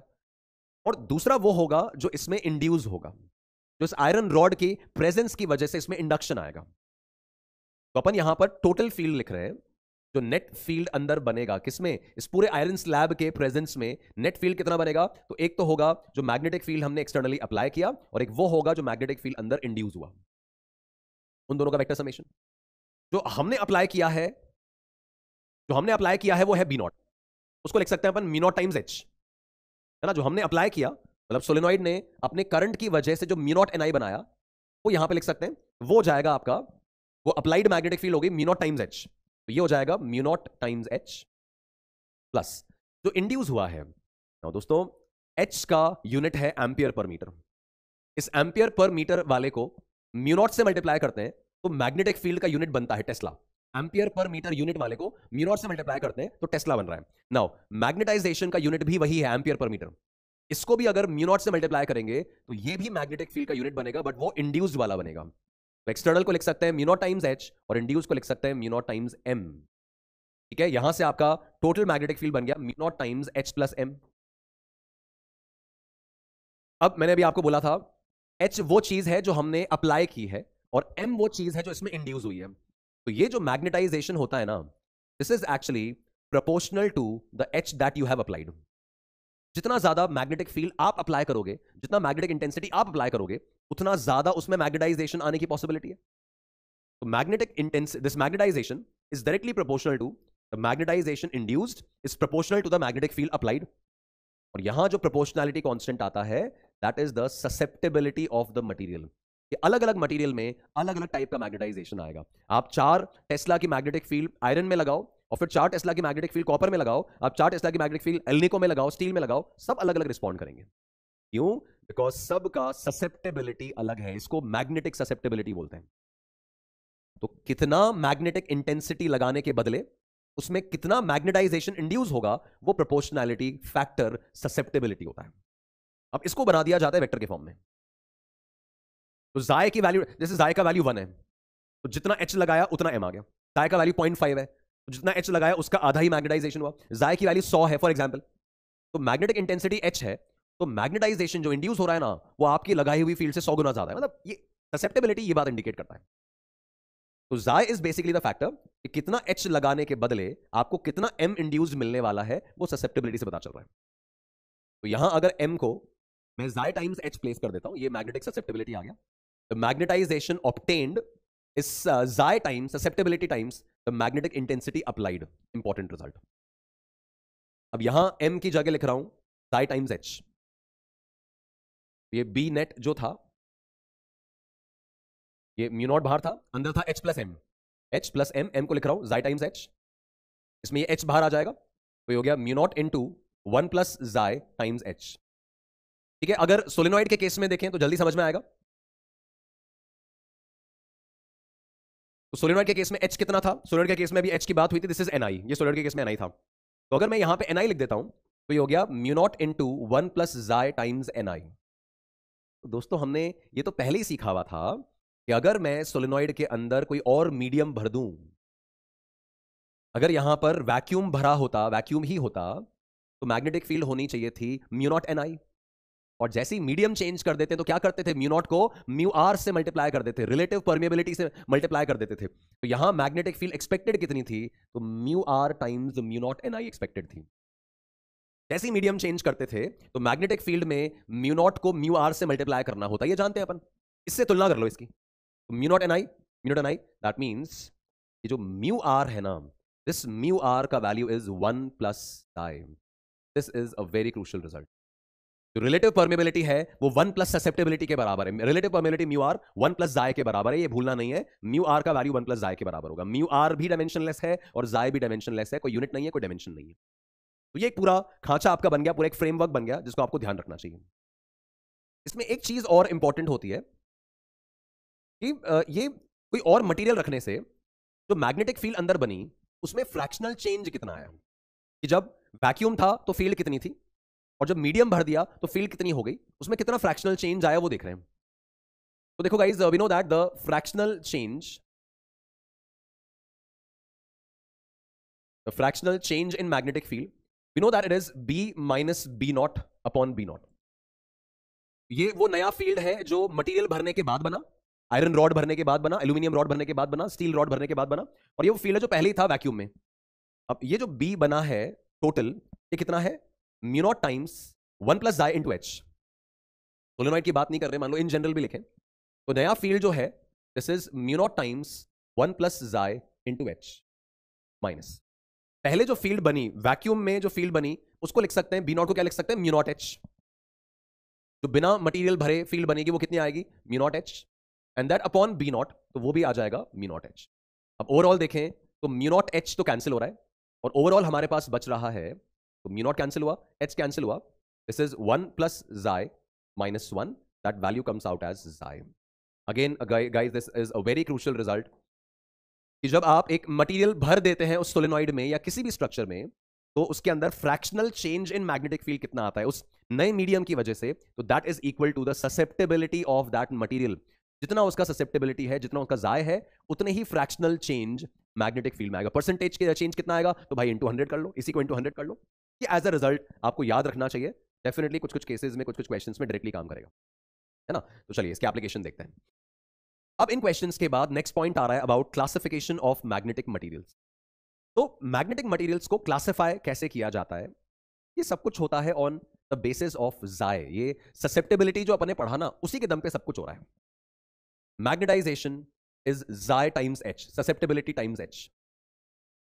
तो कितना मैग्नेटिक फील्ड लगाने पर, किस तरह का मैग्नेटिक फील्ड लगाने पर, मैंने बोला था ये वो है जो हमने लगाया और ये वो है जो इसमें इंड्यूस हुआ है। तो कितना मैग्नेटिक फील्ड लगाने पर किस तरह का इंडक्शन होगा, it depends on the value of जाय। भाई अगर किसी का जाय 0 है तो आप कुछ भी करते रहो, मैग्नेटाइजेशन होगा ही नहीं। अगर किसी का जाय बहुत छोटा है तो आपने बड़ी फील्ड लगाई बट उसके अंदर इंडक्शन छोटा सा हुआ। किसी का जाय नेगेटिव है, अगर है तो देख लेंगे अभी, तो जो आपने एच लगाया ना उसके विपरीत मैग्नेटाइजेशन हो गया, उसके ऑपोजिट हो गया। किसी का जाय 500,000 है तो जो आप मैग्नेटिक फील्ड लगा रहे हो उससे 1000 गुना मैग्नेटाइजेशन हो रहा है। तो इसमें ज्यादा मैग्नेटाइजेशन होगा, किसमें कम होगा, किसमें होगा ही नहीं, it all depends on the value of susceptibility. तो मैग्नेटिक मटेरियल्स का कैटेगराइजेशन किया जाता है as diamagnetic, paramagnetic, ferromagnetic on the basis of value of susceptibility chi. तो ये 3 नाम हमें डिस्क्राइब करने हैं guys, starting with the first category, diamagnetic substance. तो सिंपल सिंपल रिजल्ट्स हैं इसके, समझा देता हूं पूरा। देखो डायमैग्नेटिक सब्सटेंसेस वो हैं जिसके अंदर जो मॉलिक्यूल्स है ना, उनके पास खुद का कोई मैग्नेटिक मोमेंट नहीं होता है शुरुआत में। डायमैग्नेटिक की बात कर रहा हूं मैं। उस मटेरियल का खुद का कोई मतलब उसके जो अंदर मॉलिक्यूल्स घूम रहे हैं ना मटेरियल में, उनके पास खुद का कोई साउथ नॉर्थ पोल होता नहीं है मॉलिक्यूल्स के पास। जैसे नॉन पोलर मॉलिक्यूल्स होते हैं ना, कैपेसिटर्स में पढ़ा था आपने, ऐसे ही जिसमें प्लस माइनस सेपरेटेड नहीं होता, ऐसे ही डायमैग्नेटिक सब्सटेंस में जो अंदर मॉलिक्यूल्स हैं उनमें ऑलरेडी प्लस माइनस सेपरेट नहीं होता। तो मॉलिक्यूल्स के पास खुद का कोई मैग्नेटिक मोमेंट नहीं है। कब? शुरुआत में खुद का कोई मैग्नेटिक मोमेंट नहीं है। तो that becomes the first point. The individual atoms do not possess any dipole moment of their own. Now जब इन्हें मैग्नेटिक फील्ड में रखा जाता है, ये फीचर्स ऑब्जर्व्ड फीचर्स हैं गाइस, मतलब अलग अलग मटेरियल्स को फील्ड में रख के देखा और जो जो ऑब्जर्वेशंस निकल के आए उन्हें रिजल्ट्स के फॉर्म में हमारे सामने प्लेस कर लिया गया। हम उस कहानी को, उस रिजल्ट को, उस ऑब्जर्वेशन को, एक्सपेरिमेंट को पढ़ रहे हैं बस। तो जब एक डायमैग्नेटिक सब्सटेंस को मैग्नेटिक फील्ड में रखा जाता है तो it is weekly repelled by the magnet, it is weekly repelled by the magnetic field. So this has a tendency of moving from strong to the weak field region. ये एक important result है जो आपको ध्यान रखना है। Diamagnetic substances जो है ना, इनका नेचर ये है कि फील्ड से रिपेल होते हैं। तो जब इन्हें नॉन यूनिफॉर्म फील्ड में रखेंगे तो ये स्ट्रॉन्ग फील्ड रीजन से वीक फील्ड रीजन की तरफ जाने की कोशिश करेंगे। उसकी प्रॉपर्टी है, टेंडेंसी है, ध्यान रखना है। नाउ दोस्तों, इसका जो ससेप्टेबिलिटी है, तो मैं भी आपको समझा रहा था कि सारा गेम ससेप्टेबिलिटी के दम पे चल रहा है। तो susceptibility of diamagnetic materials, this Xi, it's negative and small. एक तो वैल्यू मैग्नीट्यूड में बहुत छोटा है बट साइन नेगेटिव है। उससे क्या होगा? मान लो ये है 10 to the power -3 but negative sign. Negative होने से हुआ कि जो मैग्नेटाइजेशन होगा ना, जो इंडक्शन होगा, वो लगाई हुई फील्ड के ऑपोजिट होगा, लगाई हुई फील्ड के विपरीत होगा। और स्मॉल मैग्नीट्यूड का मतलब इसका कोई खास मैग्नेटाइजेशन नहीं हो रहा। अगर ये 10 to the power -3 है, 10⁻³ तो मैग्नेटाइजेशन लगाई हुई फील्ड से 1/1000 टाइम्स है, 1000 गुना कम है। तो बहुत हल्का फुल्का मैग्नेटाइजेशन हुआ और वो भी ऑपोजिट साइन, ऑपोजिट डायरेक्शन में। तो ये डायमैग्नेटिक सब्सटेंसेस की प्रॉपर्टी है दोस्तों कि उसका Xi it's negative and small, this Xi is negative and small susceptibility, और ये 10 to the power -5 के ऑर्डर का होता है with minus sign, and it is independent of temperature. ये अपन को बात काम में आती है कई बार कि ससेप्टिबिलिटी आगे देखेंगे, पैरामैग्नेटिक फेरोमैग्नेटिक में टेम्परेचर डिपेंडेंट होती है, बट डायमैग्नेटिक में ससेप्टिबिलिटी टेम्परेचर से इंडिपेंडेंट है। ठीक है, अब म्यू आर अपन ने क्या पढ़ा है? म्यू आर अपन ने पढ़ा है 1 + Xi। अब यार Xi का वैल्यू मैग्नीट्यूड में तो है बहुत छोटा, 10⁻⁵, 10⁻³ 0.00001, बट नेगेटिव है। तो 1 प्लस एक छोटा सा वैल्यू जो नेगेटिव है, तो ये 1 प्लस माइनस ऑफ 0.001 करूंगा तो ये जो वैल्यू आएगा ना, ये 1 से थोड़ा सा छोटा आ जाएगा। पॉजिटिव रहेगा बट 1 से स्लाइटली छोटा हो जाएगा, मतलब 0.99999 ऐसा कुछ आ जाएगा, है ना। तो म्यू आर जो है that is slightly lesser than unity, lesser than 1। तो ये डायमैग्नेटिक के फीचर्स हैं कि इनका Xi नेगेटिव एंड स्मॉल होता है, तो ये ऑपोजिटली मैग्नेटाइज होते हैं बट कम, बहुत कम अमाउंट में मैग्नेटाइज हुआ, बट वो भी विपरीत में ऑपोजिट हो गया। और Xi अगर नेगेटिव एंड स्मॉल है, बहुत छोटा वैल्यू है, तो म्यू आर पॉजिटिव तो रहेगा बट 1 माइनस समथिंग हो गया ना, 1 माइनस समथिंग मतलब ये 1 से थोड़ी सी छोटी वैल्यू आ गई। अच्छा, डायमैग्नेटिक सब्सटेंस में आप देखो तो अगर आप नेट मैग्नेटिक फील्ड लिखोगे ना अंदर, डायमैग्नेटिक सब्सटेंस के अंदर, तो नेट मैग्नेटिक फील्ड होती है B external plus B induced का वेक्टर समेशन, एक्सटर्नल और इंड्यूस्ड का वेक्टर समेशन। तो एक्सटर्नल तो ये है जो हमने लगाई थी, और इंड्यूस्ड वाली मैंने भी आपको बताई, एक्सटर्नल के विपरीत इंडक्शन हुआ है, एक्सटर्नल के ऑपोजिट इंडक्शन हुआ है, तो अंदर फील्ड जो होगी वो एक्सटर्नल से कम हो जाएगी। जो इंड्यूस्ड फील्ड है वो एक्सटर्नल के ऑपोजिट है, तो सब्ट्रैक्ट होकर वो फील्ड अंदर कम हो जाएगी। तो ये फील्ड लाइंस को थोड़ा सा दूर दिखा दिया जाता है, ये इंडिकेट करने के लिए कि अंदर फील्ड बाहर की तुलना में कम हो गई है। तो वो पॉइंट इंडिकेट हो गया। तो यहां पे फील्ड लाइंस थोड़ा क्राउडेड है और यहां थोड़ा दूर दिखा दिया। यहां जो मैग्नेटिक फील्ड है this B net it is less than B external, तो बाहर की तुलना में फील्ड लाइंस थोड़ा सा दूर बना दी। और ऐसा कहा जाता है, मतलब ये डायग्राम के हिसाब से कहा जाता है, this diamagnetic substance has a tendency to repel the field lines. Field lines को दूर भगा रहा है, दूर कर रहा है, और अंदर फील्ड एक्सटर्नल की तुलना में कम है। क्यों कम है? बिकॉज वो ऑपोजिटली मैग्नेटाइज हुआ है, वो अप्लाइड फील्ड के विपरीत मैग्नेटाइज हो गया, और वो भी बहुत कम हुआ है। तो कोई खास फायदा नहीं होता इन मटेरियल से। एक तो बहुत कम मैग्नेटाइज हुए और वो भी ऑपोजिट हो गए, कोई खास बेनिफिट डायमैग्नेटिक सब्सटेंसेस का निकल नहीं आता, बट हाँ प्रॉपर्टीज आपको ध्यान रखनी है इसकी। नाउ पैरामैग्नेटिक में देखें तो इसके जो एटम्स होते हैं ना, इनके पास ऑलरेडी एक मैग्नेटिक मोमेंट होता है।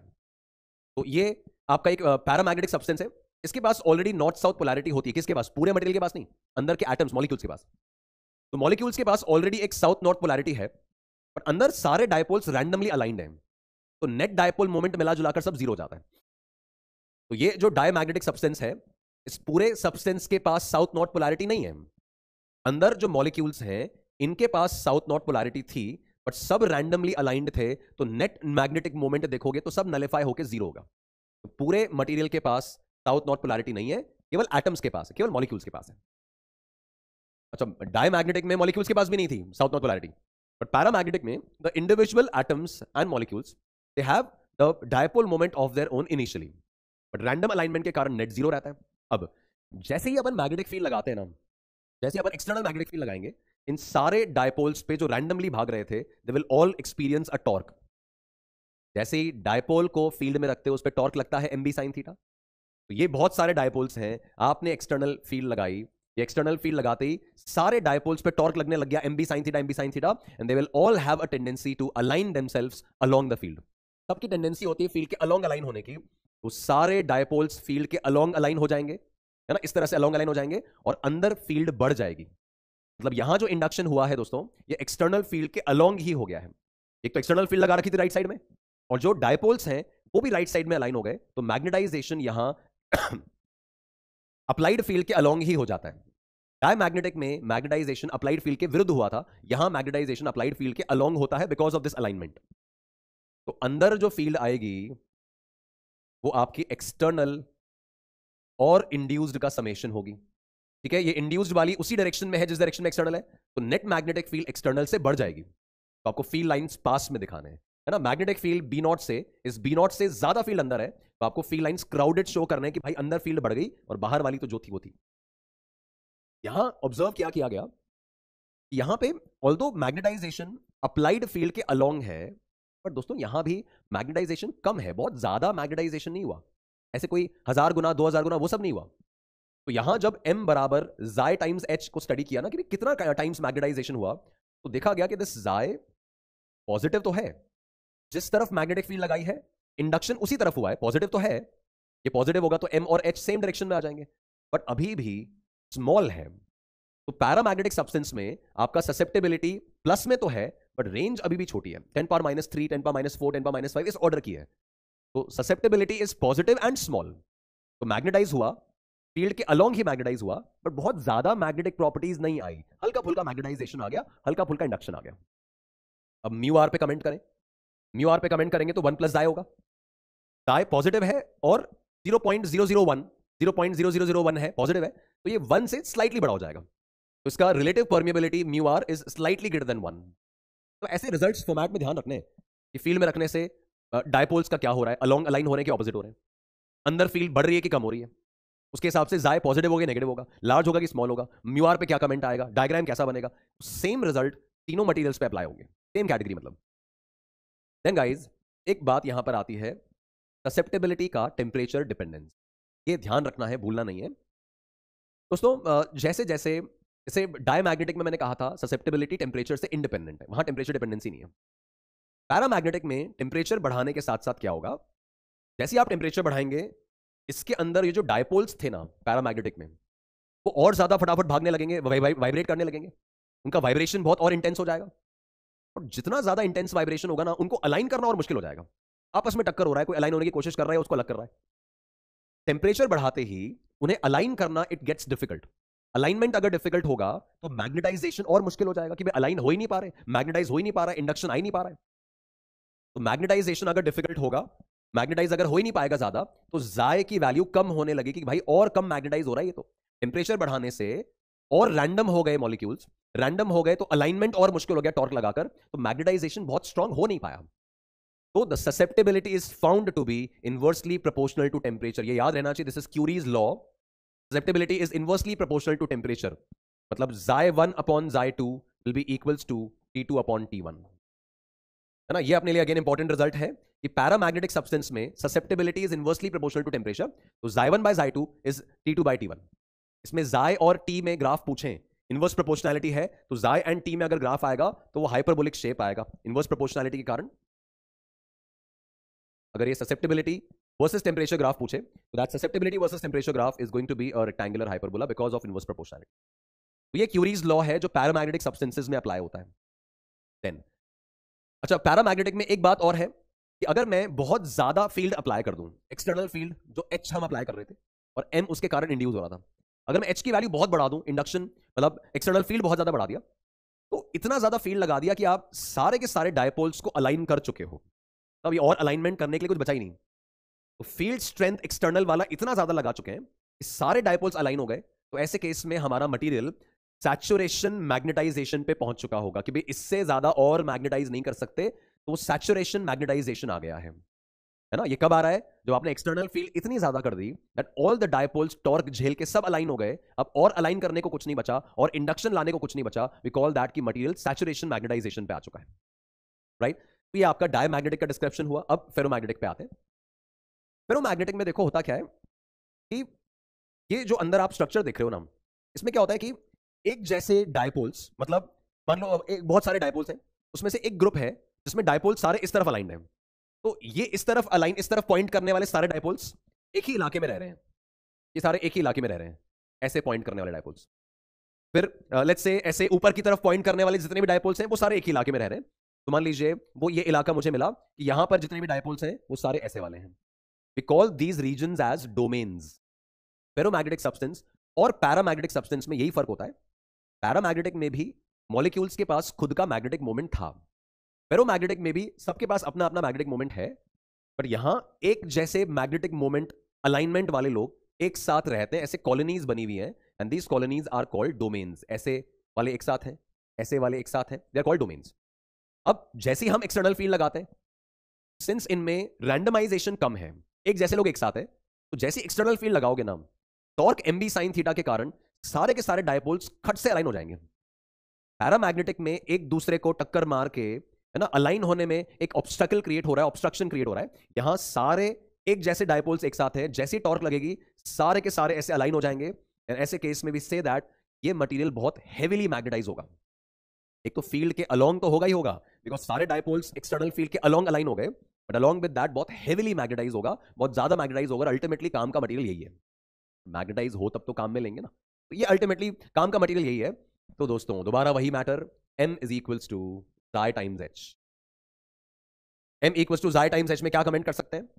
तो सिंस यहां पर बहुत हेवीली मैग्नेटाइज हो रहा है और सेम डायरेक्शन में हो रहा है, तो this is positive and large. 1000, 10,000, 1,00,000 इस तरह की वैल्यू आती है, तो ये आपका जो वैल्यू होगा ससेप्टेबिलिटी का, the susceptibility is very large, positive है और बहुत बड़ा है। अच्छा, म्यू आर होता है 1 प्लस डाई। अब 1000, 2000 में 1 और जोड़ दो तो ठीक है, बड़ा तो वो भी रहेगा, तो 1 से बड़ा है, it's a very large value again, mu R की वैल्यू बहुत बड़ी है। तो क्या कह रहा है ये? फेरोमैग्नेटिक में मैग्नेटिक मोमेंट ऑलरेडी होता है मॉलिक्यूल्स के पास, बात हो गई हमारी। हाँ, ये जैसे मैंने बोला था ना कि डायमैग्नेटिक सब्सटेंस मैग्नेटिक फील्ड से रिपेल होते हैं, तो वो स्ट्रॉन्ग से वीक फील्ड रीजन की तरफ जाते हैं। अब ये मैग्नेटिक फील्ड से अट्रैक्ट हो रहे हैं, ऑब्वियसली यहां तो बहुत जबरदस्त फील्ड सपोर्ट है, तो ये मैग्नेटिक फील्ड से अट्रैक्ट हो रहे हैं, ये वीक फील्ड रीजन से स्ट्रॉन्ग फील्ड रीजन की तरफ जाएंगे जब नॉन यूनिफॉर्म फील्ड में रखे गए। यूनिफॉर्म फील्ड नहीं है ना, तो जहां वीक फील्ड है वहां से स्ट्रॉन्ग फील्ड की तरफ भागेंगे। डायमैग्नेटिक उल्टा काम करेंगे, पैरामैग्नेटिक भी वीक से स्ट्रॉन्ग की तरफ जाएंगे, इनकी तरफ। तो ससेप्टेबिलिटी बोल दिया अपन ने, बहुत बड़ा है। Relative permeability is also very large, बात होगी अपनी 10 पावर प्लस 3, 10 पावर 5। अब यहां एक मैटर जो अगेन बहुत इंपॉर्टेंट रोल प्ले करता है कि जब आप फेरोमैग्नेटिक सब्सटेंस में टेम्परेचर बढ़ाते हो, तो टेम्परेचर बढ़ाते बढ़ाते बढ़ाते बढ़ाते बढ़ाते बढ़ाते एक टाइम ऐसा आता है कि जब उसकी कॉलोनीज जो हैं, जो डोमेन्स में कह रहा था ना, वो डोमेन्स ब्रेक हो जाती हैं। वो क्या हल्के हल्के बॉन्ड्स ही हैं, वो कुछ नहीं, बॉन्डिंग बॉन्डिंग का बना हुआ है। तो जब आप फेरोमैग्नेटिक सब्सटेंस का टेम्परेचर बढ़ाते जाते हैं, तो एक पॉइंट ऑफ टाइम पे the domains break, the domains disappear. और एक बार फेरोमैग्नेटिक सब्सटेंस के डोमेन डिसअपियर हो गए, तो उसके बाद वो पैरामैग्नेटिक जैसा ही हो गया। पैरामैग्नेटिक और फेरो में क्या डोमेन का तो फर्क था, तो जैसे ही फेरोमैग्नेटिक सब्सटेंस में डोमेन हटा दिया ना, वो पैरामैग्नेटिक ही बन जाएगा। तो गाइस ये ध्यान रखेंगे कि at very high temperatures a ferromagnetic substance converts to a paramagnetic substance. क्यों? बिकॉज डोमेन डिसअपियर हो गए, तो डोमेन हटाने के बाद तो पैरा और फेरो एक जैसे दिखेंगे, बट पैरा का टेम्परेचर बढ़ाने से वो डाई में कन्वर्ट नहीं होगा, डायमैग्नेटिक नहीं बनेगा। पैरा और फेरो में तो क्या हो रहा है, डायपोल्स सामने ही अलाइन हो रहे हैं। डाई में तो उल्टे अलाइनमेंट था, तो टेम्परेचर बढ़ाकर इधर वालों को उधर अलाइन थोड़ी कर दोगे आप। तो टेम्परेचर बढ़ाने से ferromagnetic can be converted to para, but para can never be converted to dia. ठीक है, देन अब फेरोमैग्नेटिक क्यूरीज लॉ कब फॉलो करेंगे? जब वो पहले पैरा तो बने। तो क्यूरीज टेम्परेचर क्रॉस होने के बाद दोस्तों, जिस टेम्परेचर पे फेरोमैग्नेटिक पैरामैग्नेटिक बन जाता है, उसको क्यूरीज टेम्परेचर कहा जाता है, TC. The temperature above which ferromagnetic converts to paramagnetic is called Curie's temperature. और यहां आपका Curie's law Curie's temperature cross होने के बाद में ही आता है। तो अब आपके ऑब्जेक्ट का टेम्परेचर क्यूरीज टेम्परेचर के बियॉन्ड कितना है, ससेप्टेबिलिटी उसकी इनवर्स प्रोपोर्शनैलिटी में होती है। पैरामैग्नेटिक में तो बोला था this susceptibility inverse proportional to T, but यहां तो ये पैरामैग्नेटिक बिहेव करना शुरू कब किया? क्यूरीज टेम्परेचर के बाद में। वो टीसी क्रॉस होने के बाद में, तो इसका ससेप्टेबिलिटी पैरामैग्नेटिक बनने के बाद इनवर्सली प्रोपोर्शनल होता है किसके? क्यूरीज टेम्परेचर से। अब आपका टेम्परेचर कितना ज्यादा है, मतलब क्यूरीज टेम्परेचर है 700 केल्विन और आप 800 केल्विन टेम्परेचर पे आ गए, तो ससेप्टेबिलिटी उस 100 उस डिफरेंस की इनवर्स प्रोपोर्शनलिटी में होगा। तो क्यूरीज लॉ बिहेव करना स्टार्ट होता है, क्यूरीज लॉ ऑब्जर्व करना स्टार्ट होगा क्यूरीज टेम्परेचर के बाद। This xi is inversely proportional to delta T, and delta T is कितना टेम्परेचर, क्यूरीज टेम्परेचर के बियॉन्ड कितना टेम्परेचर है, उसको अपन डेल्टा टी से रिप्रेजेंट कर रहे हैं। तो ये कहानी आ गई, ये फेरोमैग्नेटिक का सिचुएशन हुआ दोस्तों। अब फेरोमैग्नेटिक का मेन डिस्क्रिप्शन, फेरोमैग्नेटिक का main description, this is about hysteresis loop. तो अगेन ये आपका बहुत ही क्रूशियल पार्ट है इस चैप्टर का, बहुत ही क्रूशियल एक्सप्लेनेशन है। और ये डाई और पैरा के लिए नहीं है, मैंने आपको बोला था ना, डाई में तो एक तो ऑपोजिट डायरेक्शन में मैग्नेटाइजेशन हुआ, बहुत छोटा, कुछ काम का नहीं ज्यादा। पैरामैग्नेटिक सेम डायरेक्शन में मैग्नेटाइजेशन हुआ और बहुत छोटा है, बहुत ज्यादा यूज नहीं आएगा। फेरोमैग्नेटिक सेम डायरेक्शन में मैग्नेटाइज हुआ, बहुत ज्यादा मैग्नेटाइज हुआ, ये मेन काम का है। तो इसके ऊपर एक एक्सपेरिमेंट परफॉर्म किया और एक ग्राफ बनाया between B, total magnetic field कितनी बन रही है, इमेजिन करो सोलेनॉइड लिया है,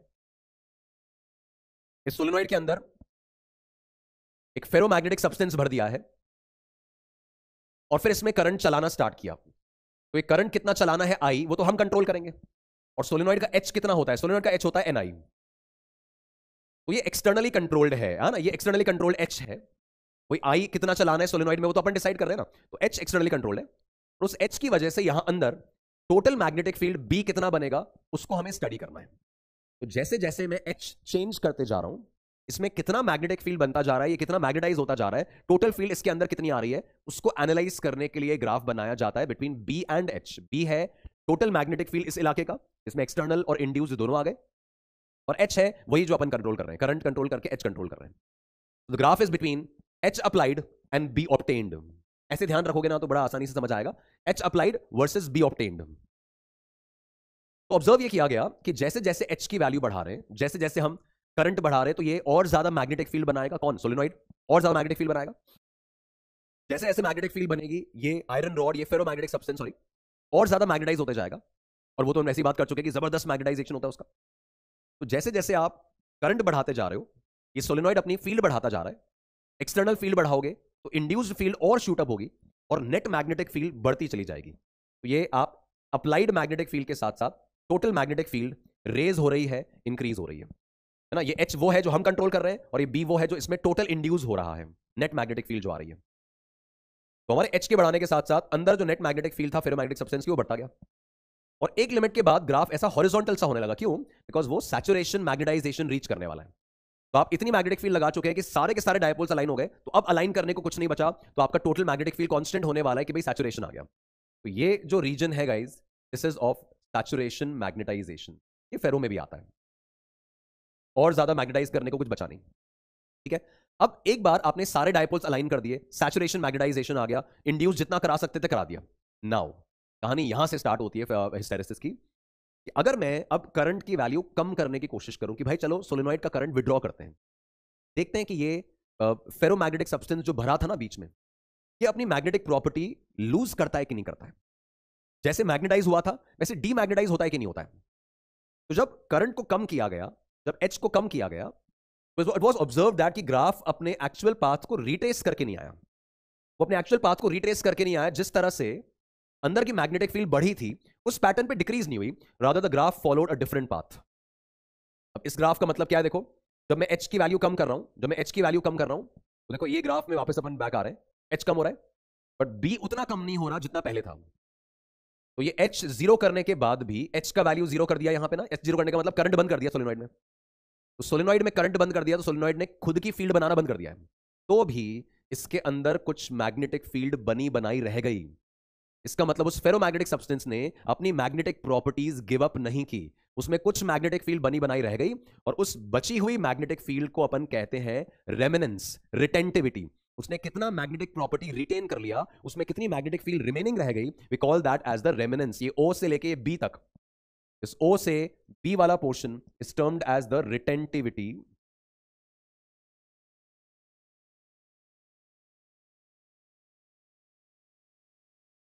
और रेमिनेंस। तो इसको कैसे डिफाइन कर रहे हैं अपन, कि एच का वैल्यू जीरो करने के बाद भी अप्लाइड मैग्नेटिक फील्ड जीरो करने के बाद भी, करंट जो चला रहे थे उसको जीरो करने के बाद भी, जितना मैग्नेटिक फील्ड, जितनी मैग्नेटिक प्रॉपर्टी उस फेरोमैग्नेटिक में बची हुई रह गई, उसको अपन कह रहे रेमिनेंस, उसको अपन कह रहे रिटेंटिविटी, उतना उसने रिटेन कर लिया। नाउ हमें लगा कि भाई ये जितना मैग्नेटिक प्रॉपर्टी इसमें रह गया है ना करंट बंद करने के बाद भी, हमें इसको भी खत्म करना है। तो हमने क्या किया, हमने सोलेनॉइड का करंट जो है वो उल्टी दिशा में चालू कर दिया कि भाई चलो इसको डीमैग्नेटाइज करते हैं, जितनी मैग्नेटिक प्रॉपर्टी बच गई है उसको भी खत्म करते हैं। तो हमने करंट को रिवर्स डायरेक्शन में चालू किया। देखो ग्राफ अब यहां नेगेटिव में जा रहा है, एच नेगेटिव हो गया, उल्टा हो गया, मतलब करंट की पोलैरिटी पलट दी। अब यहां पे एच और इंक्रीज कर रहे थे ना नेगेटिव में, तब जाके बी दोबारा डिक्रीज होने लगा। क्यों? बिकॉज जब करंट के डायरेक्शन पलटोगे, सोलेनॉइड उल्टी दिशा में मैग्नेटिक फील्ड बनाएगा, डायपोल्स उल्टी दिशा में अलाइन होने लगेंगे, और एक टाइम बाद नेट मैग्नेटिक फील्ड जो अंदर बचेगी वो जीरो बचेगी। तो आपने पहले तो एच बढ़ा बढ़ाकर अंदर मैग्नेटाइजेशन बढ़ाया, मैग्नेटिक फील्ड बढ़ाते गए, उसको सैचुरेशन तक ले गए, फिर आप करंट कम करने लगे, तो इस सब्सटेंस ने अपनी मैग्नेटिक प्रॉपर्टीज गिव अप नहीं की, सारी कुछ प्रॉपर्टीज रह गई उसके अंदर। तो वो जो प्रॉपर्टीज रह गई उसको बोल रहे हैं रेमिनेंस, रिटेंटिविटी। अब हम उल्टी दिशा में करंट चलाने लगे, एच नेगेटिव हो गया, तो इस एच की वैल्यू के लिए the value of B has become zero. B zero होने का मतलब ये सब्सटेंस में जितना मैग्नेटिक प्रॉपर्टी था वो सब खत्म कर दिया अपन ने। तो एच का कितना वैल्यू लगाने से ये मटेरियल पूरी तरह से डीमैग्नेटाइज हो जाए, अंदर सारी मैग्नेटिक प्रॉपर्टीज खत्म हो जाए, बी नेट का वैल्यू जीरो हो जाए, एच की उस वैल्यू को कहा जाता है कोएर्सिविटी। ये ओ से लेके सी के बीच का गैप जो है, इस ओ से सी के बीच का जो गैप है, दिस इज कॉल्ड कोएर्सिविटी। ठीक है, तो एच का कितना वैल्यू लगाने से बी जीरो हो जाएगा, उसको कोएर्सिविटी कहते हैं। और we can say the value of magnetic intensity, the value of H for which the material gets completely demagnetized, B zero हो जाए पूरी तरह से, उसको कोएर्सिविटी कहा जाता है। तो this is retentivity and this is the coercivity. उसके बाद अब एच और इंक्रीज करते गए रिवर्स में, तो रिवर्स में सैचुरेशन आया, और उसके बाद तो वही कहानी रिपीट हो रही है। This graph is termed as the hysteresis graph. Hysteresis का मतलब है लैगिंग बिहाइंड, कि वो अपनी मतलब वो कितना मैग्नेटाइज होगा, वो कितनी मैग्नेटिक प्रॉपर्टीज लेगा, वो उसकी हिस्ट्री पे डिपेंड करता है, उसके पीछे उसके पहले क्या कहानी थी उसकी, वो कितना पहले से मैग्नेटाइज था, उस पर डिपेंड करता है कि वो अब कितना मैग्नेटाइज होगा। तो जितना हमने उसको मैग्नेटाइज किया, वो पूरी तरह से डीमैग्नेटाइज नहीं होता, कुछ रिटेन कर लेता है, कुछ हिस्ट्री उसकी रह जाती है, और उसी तरह से रिलेट होकर हिस्टेरेसिस, लैगिंग बिहाइंड नाम बनता है। दोस्तों ये पूरा ग्राफ जो है उसको हिस्टेरेसिस कर्व बोलते हैं।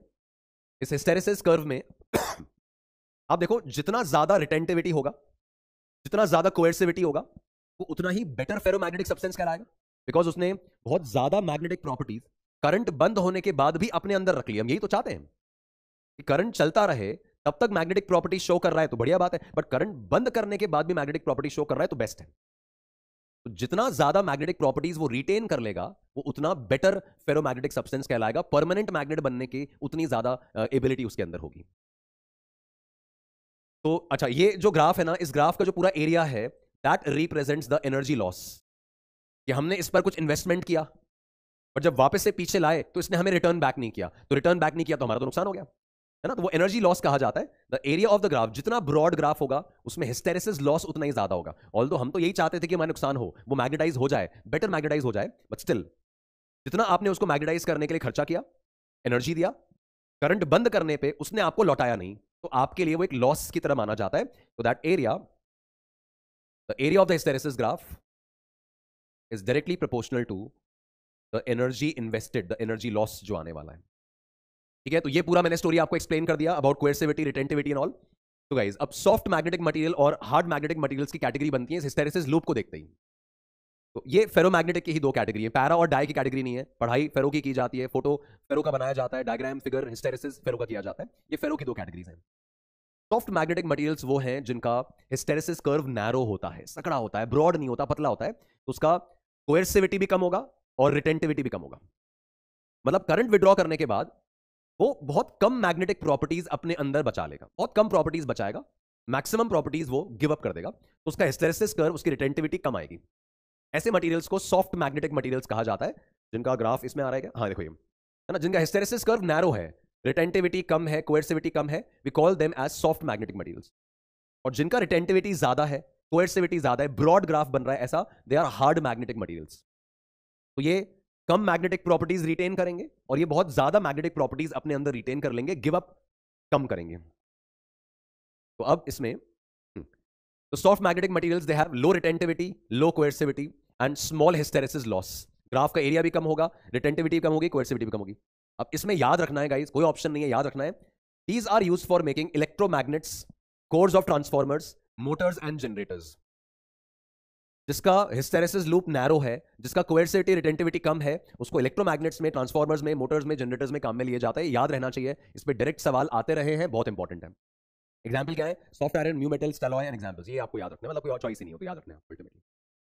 हार्ड मैग्नेटिक मटेरियल्स जिनका रिटेंटिविटी, कोएर्सिविटी ज्यादा है, जो मैग्नेटिक प्रॉपर्टीज अच्छे से रिटेन कर लेते हैं अपने अंदर, उनका हिस्टेरेसिस लूप ब्रॉडर होता है। ऑल्दो हिस्टेरेसिस लॉस ज्यादा है, बट हमारा फायदा ज्यादा है।